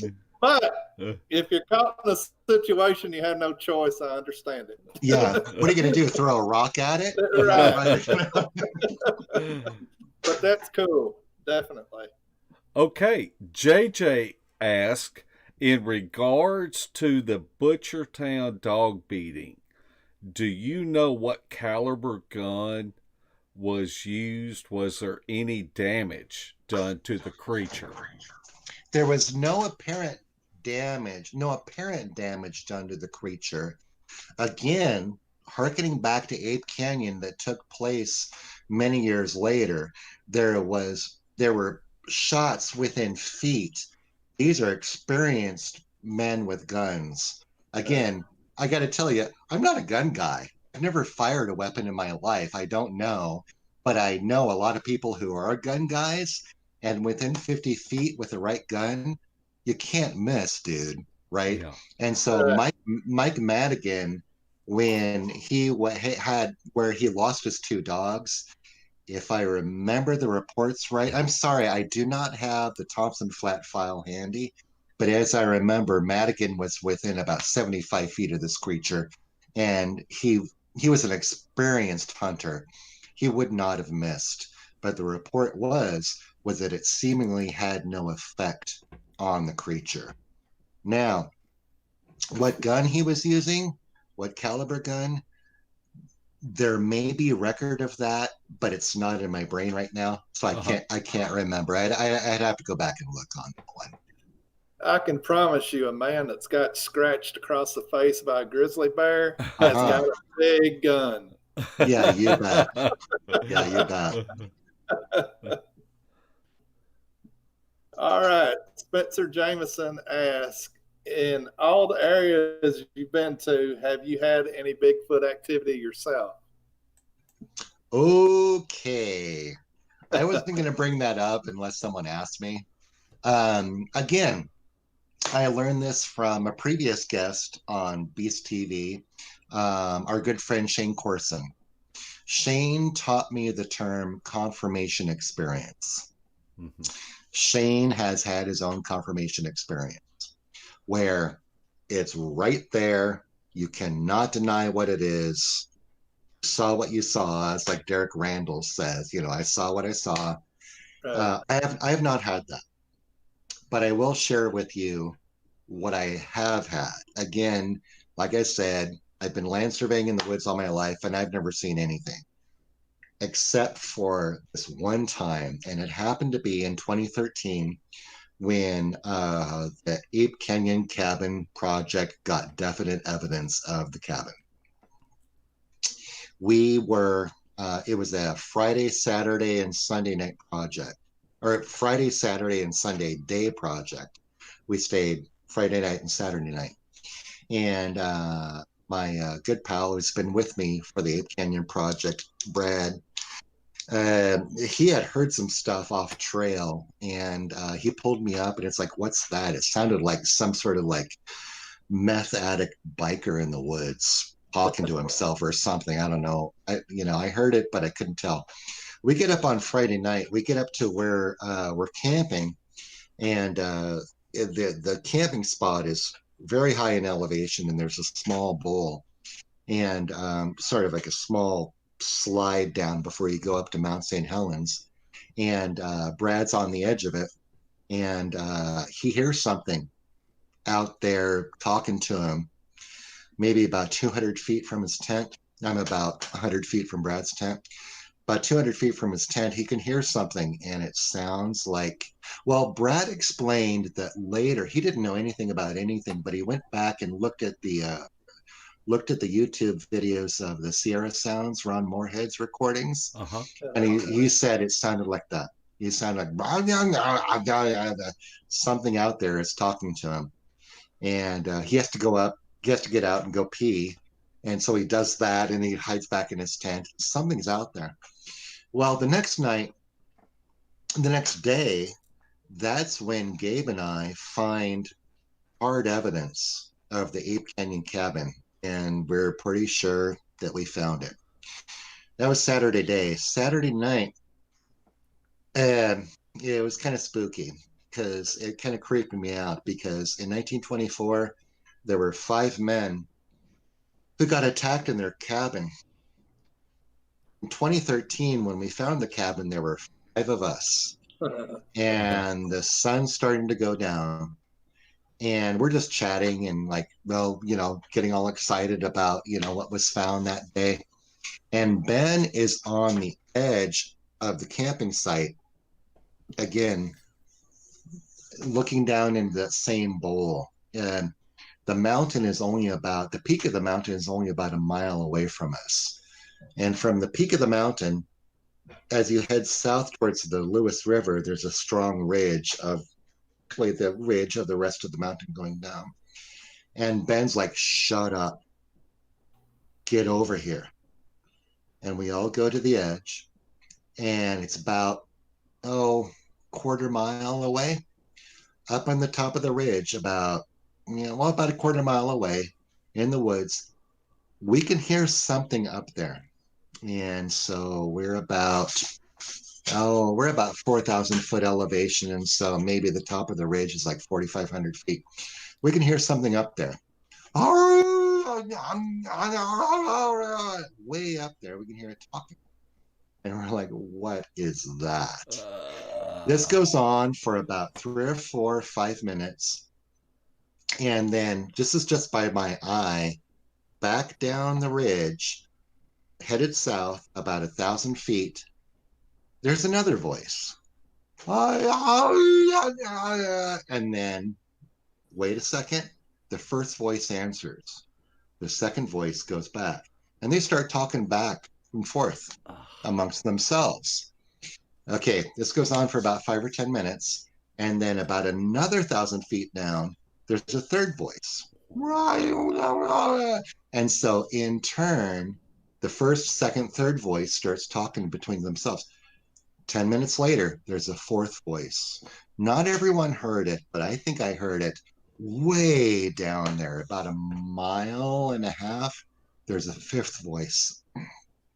This goes on all night long as the sun's going down. These 5 voices talking presumably about us. And so what do? You go in your tent and you pull the sleeping bag up over your ears and try to go to sleep, right? You know. And so at the time, I just had this like little Hello Kitty, 7-foot dome tent with a little bit of that screen in the top of your tent. Oh yeah. And the next morning, Sunday, I wake up a little bit and the sun's barely starting to come up, maybe like 5 o'clock or so. And the sun's barely starting to come up and I can hear up on the ridge line, I can hear those voices again. Oh. Well, I force myself back to sleep. And about 2 hours later, we all start getting up around 7, making coffee and stuff. And Ben comes out of his tent and he says, "Did you guys smell that?" Oh. And we're like, "Smell what?" And he said there was a smell so strong right in camp and it woke him up. He said it was the most animal musky smell he ever smelled in his life. And I was like, "Did you get out and look?" And he's like, "No." He went back to bed until the smell went away. The smell went away within about 15 or 20 minutes, and then he got out. So, as Shane Corson says, that was not necessarily a confirmation experience, but that was something that sure as hell made me wonder. Yes, sir. Wow. No doubt. Wow. At Ape Canyon. So. Yeah, we need to go in there with hammocks, Larry. Your hammocks are going to turn into burrito wraps, man. Yeah. Okay, our friend Kat Ward from Paranormal Heart Podcast asked us, Mark think Bigfoot is a paranormal being or a flesh and blood being? I don't know. And that's my honest answer. Yeah. There are again, Larry, I think Larry, you were talking about this, or Mark, you were talking about this when we were talking about some of the backbiting and some of the gossiping in the Bigfoot research community. There are camps that are North American wood ape, flesh and blood. Uh-huh. And then the other side of the spectrum, paranormal, extra natural, super normal, I mean, whatever you want to say, interdimensional beings. For me, I don't know. I really don't know. Again, I don't think that I have the tools in my toolbox to come up with any kind of empirical evidence one way or another. And I don't mean to talk trash about every other Bigfoot researcher, but I don't think that they have the tools in their toolbox either to come up with any kind of empirical evidence about what's really going on. What's going on, I don't know. We do have hard evidence that is noteworthy to continue our research, right? To continue our research within our best of our capabilities. What it is, I don't know. Again, we need to take that evidence of this very real phenomenon, keep researching, And we also do not need to construct barriers between ourselves. Like you were saying, Larry, I think we need to like take these stories 99% of the time. When someone says that they saw something in the woods, I believe that they saw something in the woods. Yeah. What it is, I don't know. But these individual stories need to be researched. We have to take that information, glean what we confirm, what we can confirm of what they saw, as well, again, with their perceptions, take that in and just start databasing it. We need to like write this stuff down and start databasing it. Perhaps next generation, third generation, fourth generation, they'll have the tools to figure this out. But all we can do right now is just collect the evidence and document it, put it in the file for everyone to use. And for me, that's historical research. I can do that. You know, that is a wise answer, and probably one thing that that I say on probably about half of these shows is to let the evidence speak for itself, and don't try to conform that evidence like Play-Doh into your own personal opinion. You bet. Yeah, you bet. One of the most difficult parts, and I hate to use this word, or use this phrase, scientific research, because I feel it's overused. Particularly, it's overused in the Bigfoot research community. And we do not have enough stuff to work with to actually apply the scientific method, where we have a control and we have a subject, for our experiment. We don't have enough material to do the scientific method. I feel that right now in our generations, all we are is right now in the investigative mode. Yes. All we can do is investigate, and then perhaps we'll get enough evidence to actually apply the scientific method. But right now we don't. And so when I use the word scientific research, that's an air quotes, right? So I don't think that we're scientific researchers right now. Anyway. Yeah, me and Larry can't even do trigonometry, but we can tote your lunch in there for you. Okay, yeah, sure. Well, again, on our 3 to 4 month expedition, I'll give you some trig.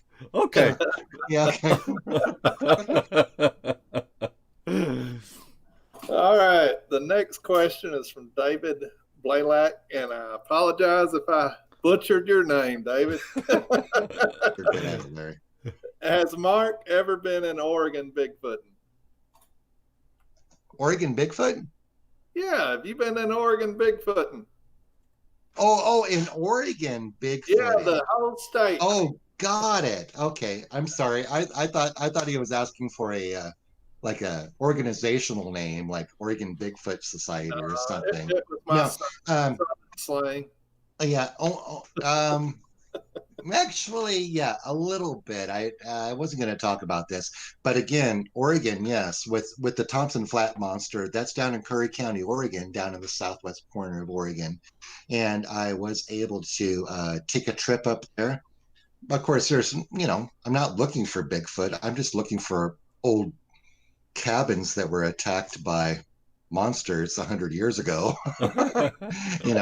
But I grew up in Yamhill County, east of Portland, about 30 miles or so, and up on the east side of Yamhill County, there's a small town, maybe not so small anymore, called Sheridan, Oregon. And I spent a lot of time, about 7 years in Sheridan. And there's something strange going on up there. I can't say that it's necessarily Bigfoot related, because again, with previous question, I think with Spencer, was that there's some paranormal stuff going on as well with shadowy creatures that have shadowy creatures that have sort of a cutout, sort of a silhouette like a Bigfoot, but also there have been reports of glowing eyes up there about 3 or 4 times out there in Sheridan. And so, yeah, a little bit. Yeah. Okay. Marquita Farmer, and I believe I know the answer to this, but at Jeopardy. at Ape at Ape Canyon, when was the cabin built?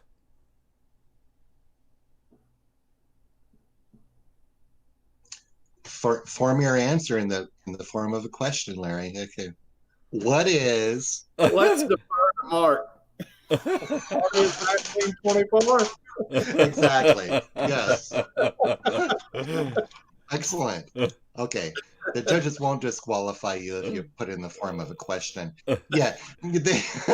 Again, the miners, the 5 miners who came off the mountain on July the 11th were basically the miners who took the brunt of the attack the night before on July the 10th. However, there were 2 other folks involved with this story. Maybe a third person. I haven't confirmed this. Mac Rhodes and August Johansson.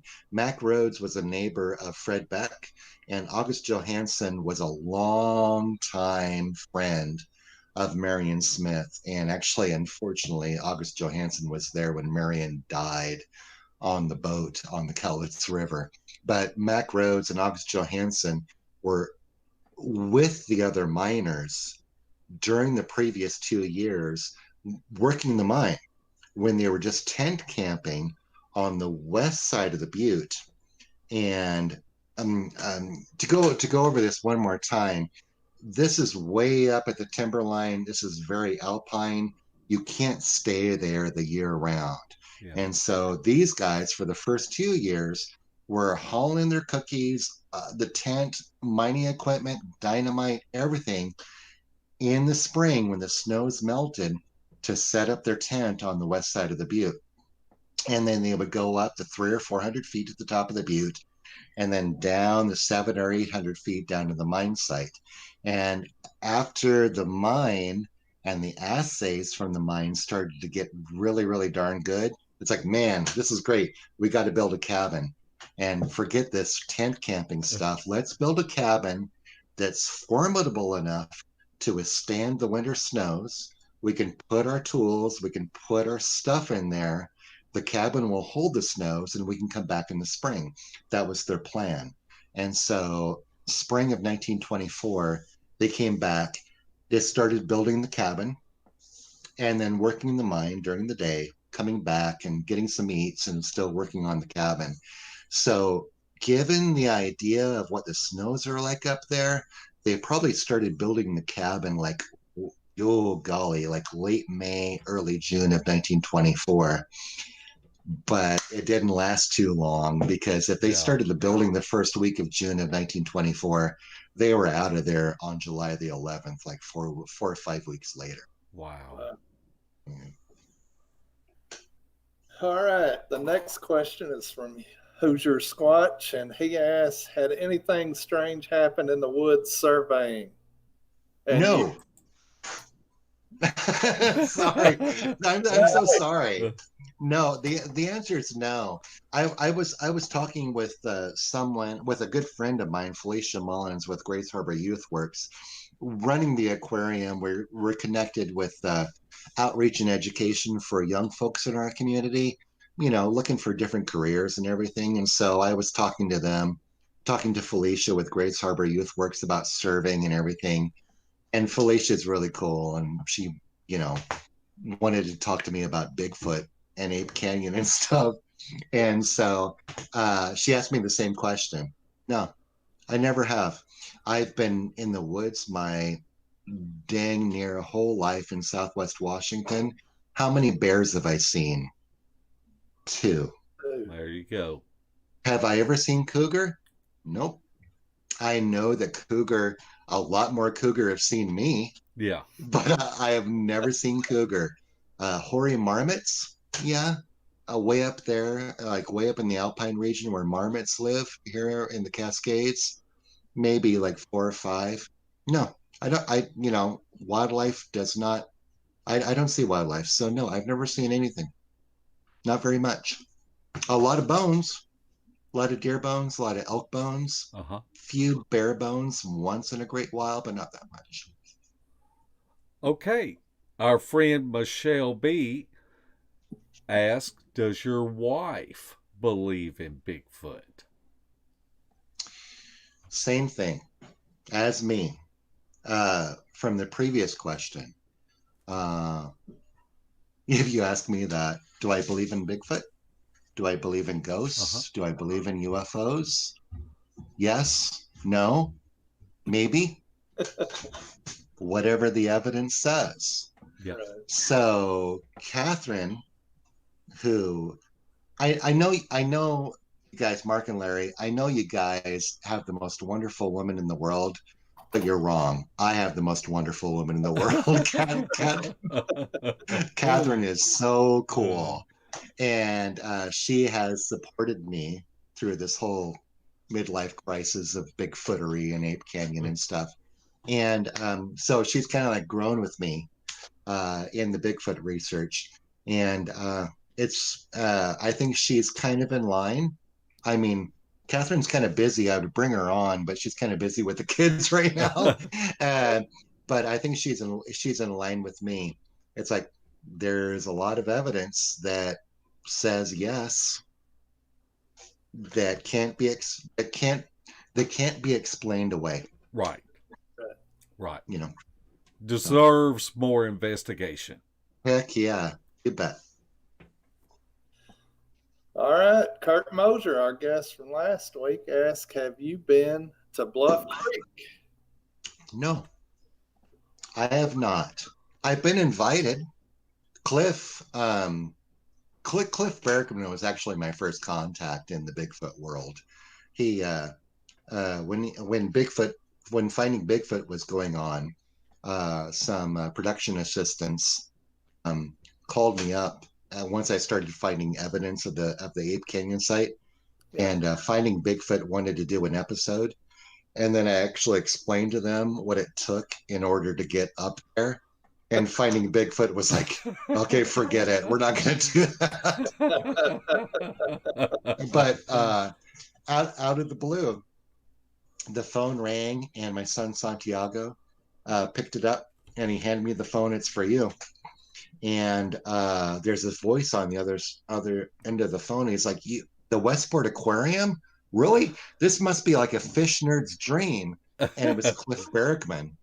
And frankly, I got to say, Cliff and I are very, very good friends, but I had no idea who he was at the time because I didn't know anything about Finding Bigfoot or anything like that. Cliff was my first contact into the Bigfoot community. And he said, "I can take you down to Bluff Creek if you want to see it." And it's kind of one of those bucket list things. Uh-huh. Yeah. Goodness knows the Bluff Creek project has like done that to death. And I don't know, I don't think I could really contribute anything more to the Bluff Creek project that hasn't already been done. If they want to ask me, I mean, I would just go down for like a tourist sightseeing trip, Uh-huh. you know. But if they want to ask me, sure, I'll go. If I can help, but I don't think I can anymore. It's been done to death. Okay. Lane Goodspeed asked, "Has an archaeologist looked at the artifacts that y'all found at Ape Canyon?" Right. That is an excellent question. No, they have not. The artifacts at Ape Canyon have been returned to the site ground. Okay. The reason why is because we are at the Ape Canyon site. It's the Mount St. Helens National Volcanic Monument. And all historical and archaeological resources are protected by the federal government. And so everything has been returned in ground to the site. The way that they can be extracted and analyzed, I've researched this.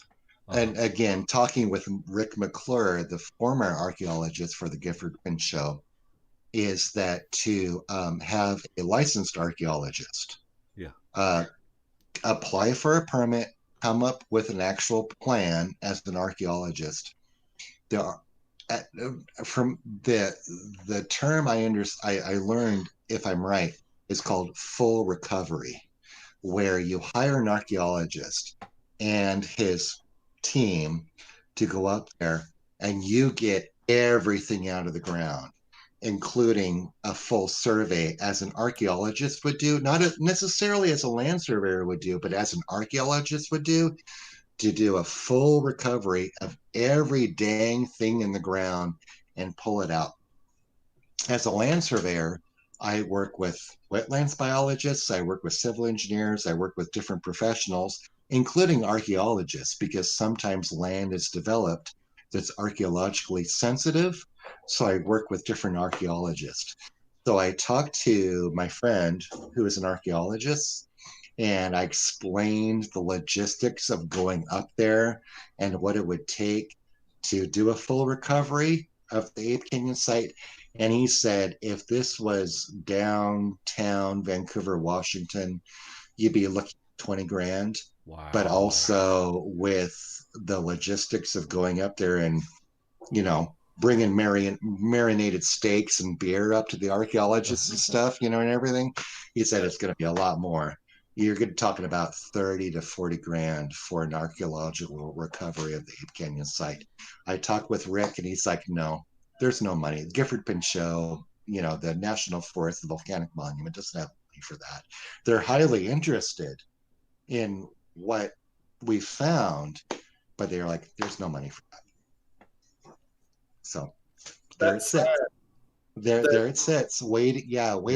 And it's like something has to be done before the mountain blows up again. Right. And because if the mountain blows up again, it's all gone. Yeah. I understand how archaeologists want to document and do all this, but there's so much history that is rotting in the ground that the government will not allow amateur archaeologists to go in and recover, and I don't understand it.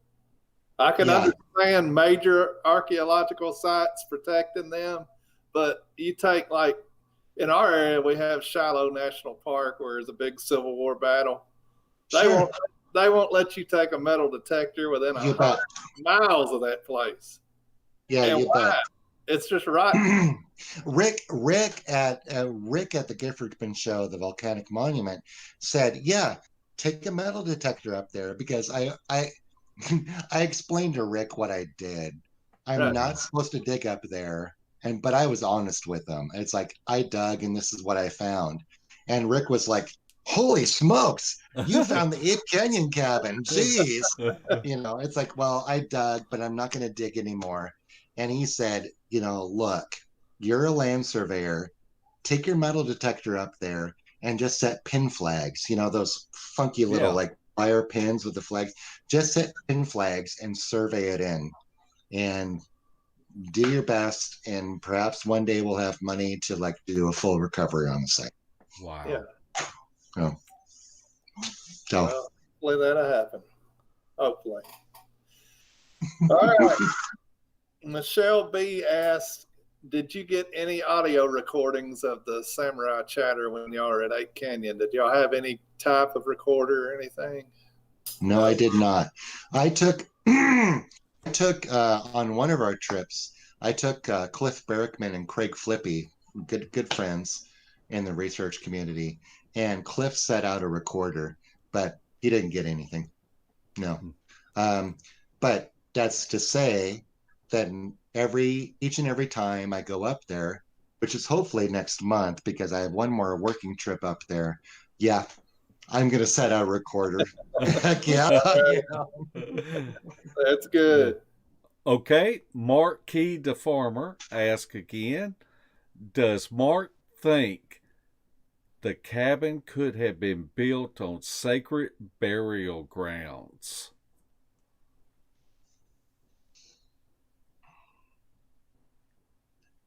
Uh, Something's going on up here, I'm thinking. Um, I kind of doubt it. Uh, Here's one reason. Uh, the first reason is because the area is extremely remote and hard to get to. And again, as a land surveyor, I have volunteered another project.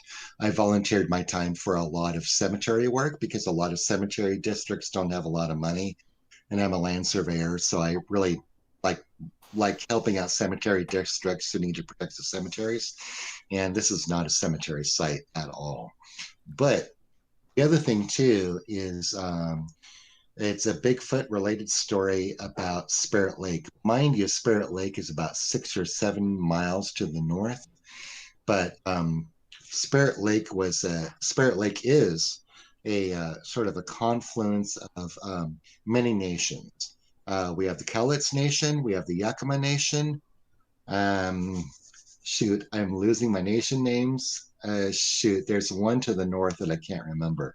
But Spirit Lake, historically, for many, many centuries, has been a confluence of many nations where they came together, and it was, for many times, it was like a place where everyone got together, and despite all of their nation differences, they just kind of set those aside because there are a lot of fish. There are a ton of huckleberries up there, and a lot of nations came together and enjoyed the resources of the forest, right?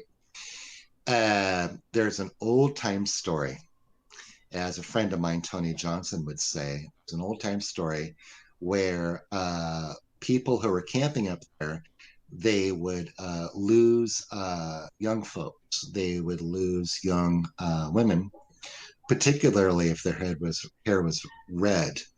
And there were these folks who lived way up the mountain who would come down, and once in a while, a red-haired daughter would go missing. Yeah. And the story was that these big hair-covered folks who lived up above Spirit Lake up on the mountain had these big woven baskets, big baskets. Some of them were backpacks, big baskets. And they'd take the kids and they'd stuff their kids in there and take up off the mountain. Once in a while, the kids would come back. Sometimes they wouldn't. The human, like us human folks, finally said, look, enough. If we vacate Spirit Lake and we're never going to come back, well, we'll promise you we'll never come back and bug you again. Will you teach us how to weave these baskets that you use? The baskets were so fine, so great. Would you teach us how to use these baskets? And these folks, different names, Siatich said, sure, we'll teach you how to weave these baskets. And that was the deal. So thereafter, native folks in the Cowlitz, oh, I know what I'm thinking of, the Cowlitz, the Chehalis, the Yakima, you see these baskets of cedar bark baskets. As you get out into my area, here in the outer coast, you'll see these baskets out of bear grass or sweetgrass. You'll see the same weaving pattern. One of the old stories is they learned how to weave these baskets from the Siatic tribe, who used to stuff kids in there. And all of the native human folks vacated Spirit Lake. That's an old time story. The Siatics were supposedly cannibals, right? Yeah. Or at least cannibals, maybe, or they ate the flesh of humans. Yeah. Right. So to get two things, to get back to that question, no, I don't think it's ancient burial ground. I tend to think it's not. So. Okay, I got a quick question that may not be quick answer, but where did Spirit Lake get its name, Spirit Lake? Do you have any idea? Yes, it's not from the Great Mountain Spirit. We think about like 1950 westerns, with these, stupid, like stereotypes of Indian folks. Oh, the Great Spirit. No, Yeah. no, that's not what they're talking about. They're talking about the Mountain Spirit. Okay. They're talking about the Siatic tribe. All right. Okay, hold on a quick second. I'll be right back. Hold on. Lots of good questions. Man, this has been fantastic, Larry. No, I agree. I could listen to this for hours and hours. It's kind of like Kathy Strain whenever she's got the book written about the Native American tribes and Sasquatch, and those stories just fascinate me. Historical accounts of encounters. Yeah. I could listen to it all day. And the ones that Dan Rickey has told us about the red-headed Indian children in Oklahoma. Look, while we got this second, why don't you talk about the meet and greet real quick? Okay, the meet and greet will be the weekend of Halloween, and we have Colson's Campground reserved at this point. Now, that's definitely got, that could change because of the COVID deal. We don't know, but so far, the weekend starting with Friday and Saturday of Halloween weekend in October of this year, we will have our meet and greet at Land Between the Lakes. And Colson Campground is in the Kentucky side of LBL. So anybody's welcome to come and bring you a tent, food, whatever you need, and we'll have a fun time. Can I come? Yes. Absolutely. We need somebody to tell some stories. I guess I'm good at that. Yes, you are. Thanks. Okay, David Blaylock asked, do you have any future investigations, new investigations that you are working on? Yes. Ape Canyon is quickly coming to a close after 12 years or whatever. I have one trip again. I hope to do it next month. Brad, Angus, and I are going to be going up there. It's basically it's a mapping project. It's a survey project of the site. We're going to be inviting a couple of good Ape Canyon veterans up there. Thompson Flat is like I said, it's going to be like a 20-year project or something. But I do have one, and it's a contemporary sighting, and I really don't exactly know what to do with it. But here in Grace Harbor County, there's a road on the south part of the Olympic Mountains called Donkey Creek Road. And our good friend, again, another great researcher in the research community, Tyler Bounds, has done a lot of Bigfoot investigations up on Donkey Creek Road. I've gotten some other information of other long-time Bigfoot or some sort of strange encounters up on Donkey Creek Road. A lot of rock throwing, a lot of rock attacks up there onto campgrounds, just strange things going on. The interesting part is that about a year and a half ago, a reporting party who I'm not going to name right gave me a report of he and his girlfriend going up on the road, and they were driving up the road, and it was the middle of the night for youngsters driving up there in the car, midnight or so. And off to the right hand side, they had two sightings up there. The first week, they're going along the road, and off to the right hand side of the road, there's this creature off to the side of the road, kind of hunkered down, doing something in the ground.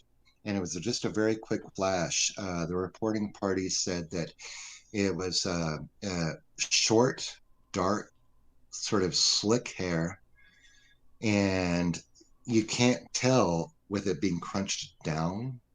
But it seemed to be like long arms and long legs and kind of skinny, kind of barrel chested. They hit the brakes and they look behind them and they, really can't see anything. But they both saw it. Wow. And then they're up there the next week for whatever reason, because I'm not sure if I would go up there the next week. But they went up there and they're driving along the same stretch of road, and they can see something off to the right out of the woods coming up the embankment as they're driving by.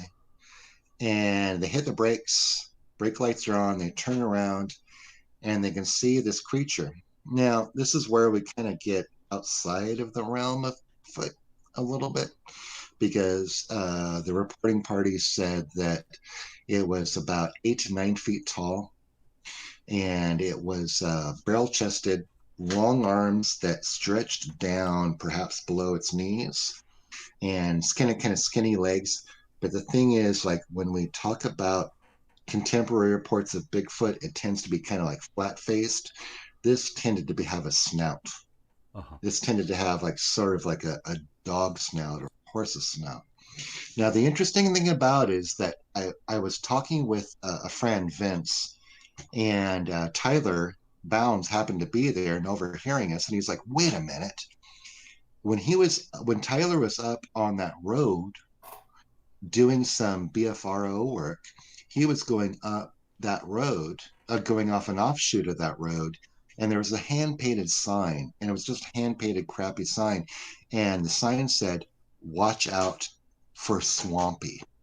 And there's a caricature drawn on that sign, and Tyler said, 'Man, they don't know how to draw Bigfoot, because that doesn't look like Bigfoot at all.' Later, Vince and Tyler went up, found a similar sign, and the sign of Swampy had the snout. Now, the funny thing about it is that the reporting party of the Donkey Creek Road thing showed me a sketch that he made the next week of his sighting. And I've been bugging him. Could you please give me a copy of that sketch? Yeah. So I'm going to give you a Beast TV exclusive, if I may. Yeah. Let me see if I can do that. Can you see that? Yeah. Yeah, we could see it. Wow. See that snout? And up there's long legs. And then he did a kind of a detail. Oh, there we go. Detail of its hands right in there. Huh. And so the reporting party says very dark skin that absorbs light, bright red glowing eyes. He gives the creature 8 to 9 feet tall, and the hands are 7 to 9 inches. Wow. Wow. So that's the other weird project I'm working on. Wow. Wow. Fun stuff. It's great. It's great. That's the beauty of this subject. There's always something else to investigate, for sure. Yeah, you bet. You bet. All right. Larry, I think do we have one last question? One last question from Hosier Squatch, and he asked, did you save GPS coordinates of the cabin site? And I bet you did, but you're not going to give them out, so... You're exactly right. You're exactly right. I'm not going to give them out. I don't blame you. Yeah, they're in my caving experience. Long before I got into Bigfoot, I'm a longtime caver. I've been underground a lot, and actually, that's how my wife Catherine and I met, was caving underground. Wow. Cool. And there's a great dude, a great man named Larry King. He's done a ton of volunteer work for the Gifford Pinchot National Forest. Like most caves and rock shelters, they are also archaeological sites. And Larry King taught me the best way to protect an archaeological site is you don't tell anybody. Yeah. And That's what I do. I don't. Yeah. I don't tell anybody. Sorry. Nothing wrong with that. Yeah. Okay. Yeah. Undisclosed area, right, Larry? Exactly. Well, Mark, it has been a pleasure to have Me you. too, man. Have you on here tonight, and we would just like to give you a minute to have any closing comments that you would like to leave us with. I do. And I think I'd like to wrap it up and reiterate what the three of us talked about.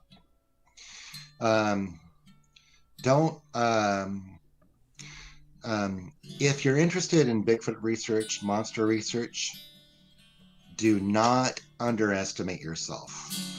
Draw on the resources that you know. Draw on what you do well. Truly. And apply if you're into Bigfoot, apply that to Bigfoot. If you're an attorney, look into how to protect areas of land for Bigfoot conservation areas. If you are anything, I was going to say a plumber, but that really doesn't apply. If you are truly good at something, you can take those sources and apply that to Bigfoot research. Find a project in your area or something that you can get to and be good at it and do it. Don't try to compete with other people necessarily. Don't get into backbiting and just controversy on internet nonsense about, fighting over stuff over the internet. Just be good at what you do, because more likely than not, nobody else has done what you're about to do. So. Wow. Nice. Wow. That floored me. That was wise. Yeah. That was. Sorry, I just said that off the top of my head, dude. Mr. Trigonometry. Yeah, right. Okay, well, that's my new name. Okay, Larry, do you have any final comments? Well, I just hope that Mark will look into the story of the juvenile that the train stopped and they called him. Wasn't that up around Washington where that happened? Or am I wrong about that? Are you talking about Jacko up in British Columbia? That's the one. Yep. If you can, he's hard to get interviewed. I would invite you to contact John Kirk III. He has more dirt on that than I do. That is nonsense. Oh, really? Nope. Well, yeah, it's nope. There is zero evidence that happened, and moreover, there's more evidence that it didn't happen. So, well, it always. But that's what we need to do. That's what we need to do. There are a lot of historical accounts that it's like, oh yes, it happened, but you look into it, and the evidence doesn't support it, and right. That's what we're supposed to do. Yeah. Yes, sir. Yeah. I agree. Yeah. And I admire your diligence in looking into this stuff, because Thank you. know. Cool. Thanks, man. You got to hit dead ends, and then you rethink where you want to go with it, and you get a lead. I know you spend a lot of time doing this, and we do appreciate it. And appreciate you coming on tonight. Heck yeah. And sharing it with us. It's been let's do it again next week, okay? Yeah.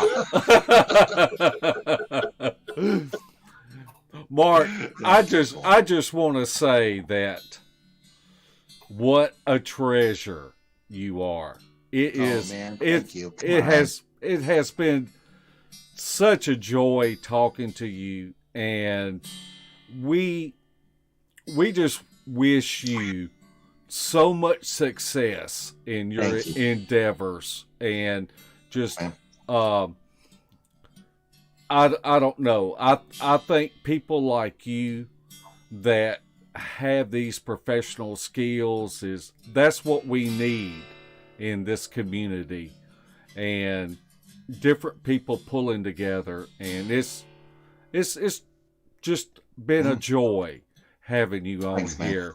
So we really thank you again for coming on tonight.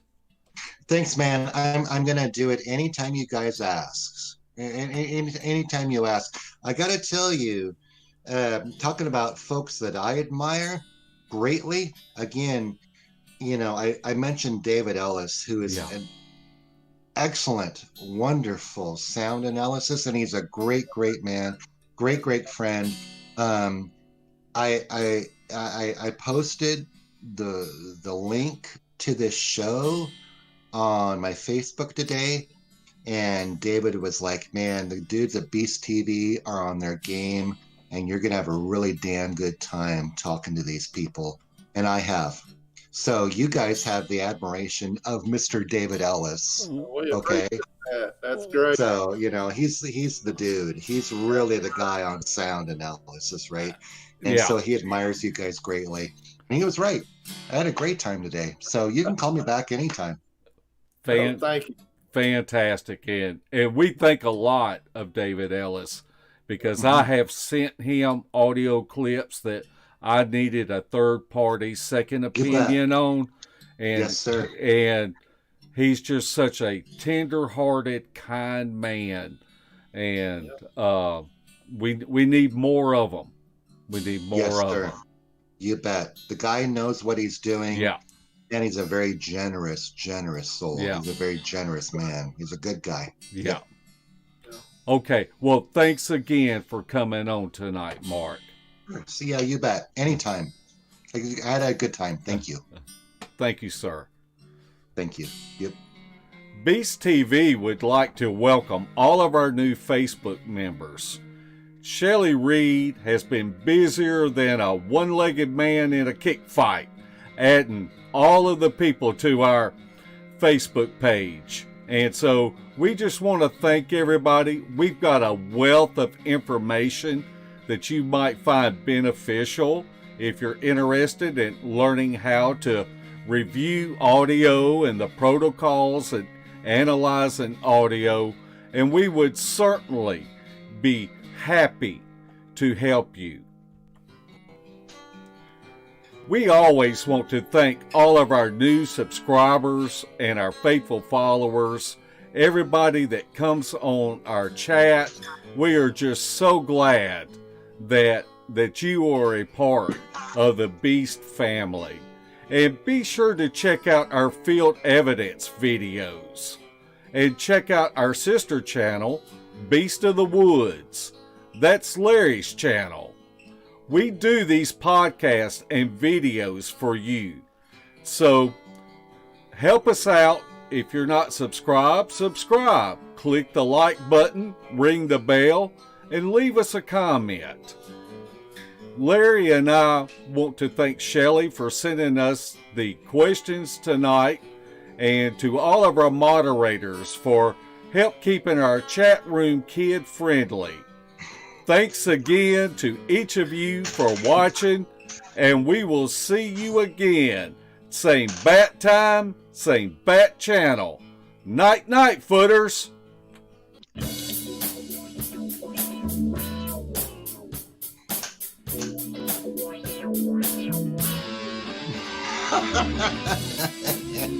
Nice.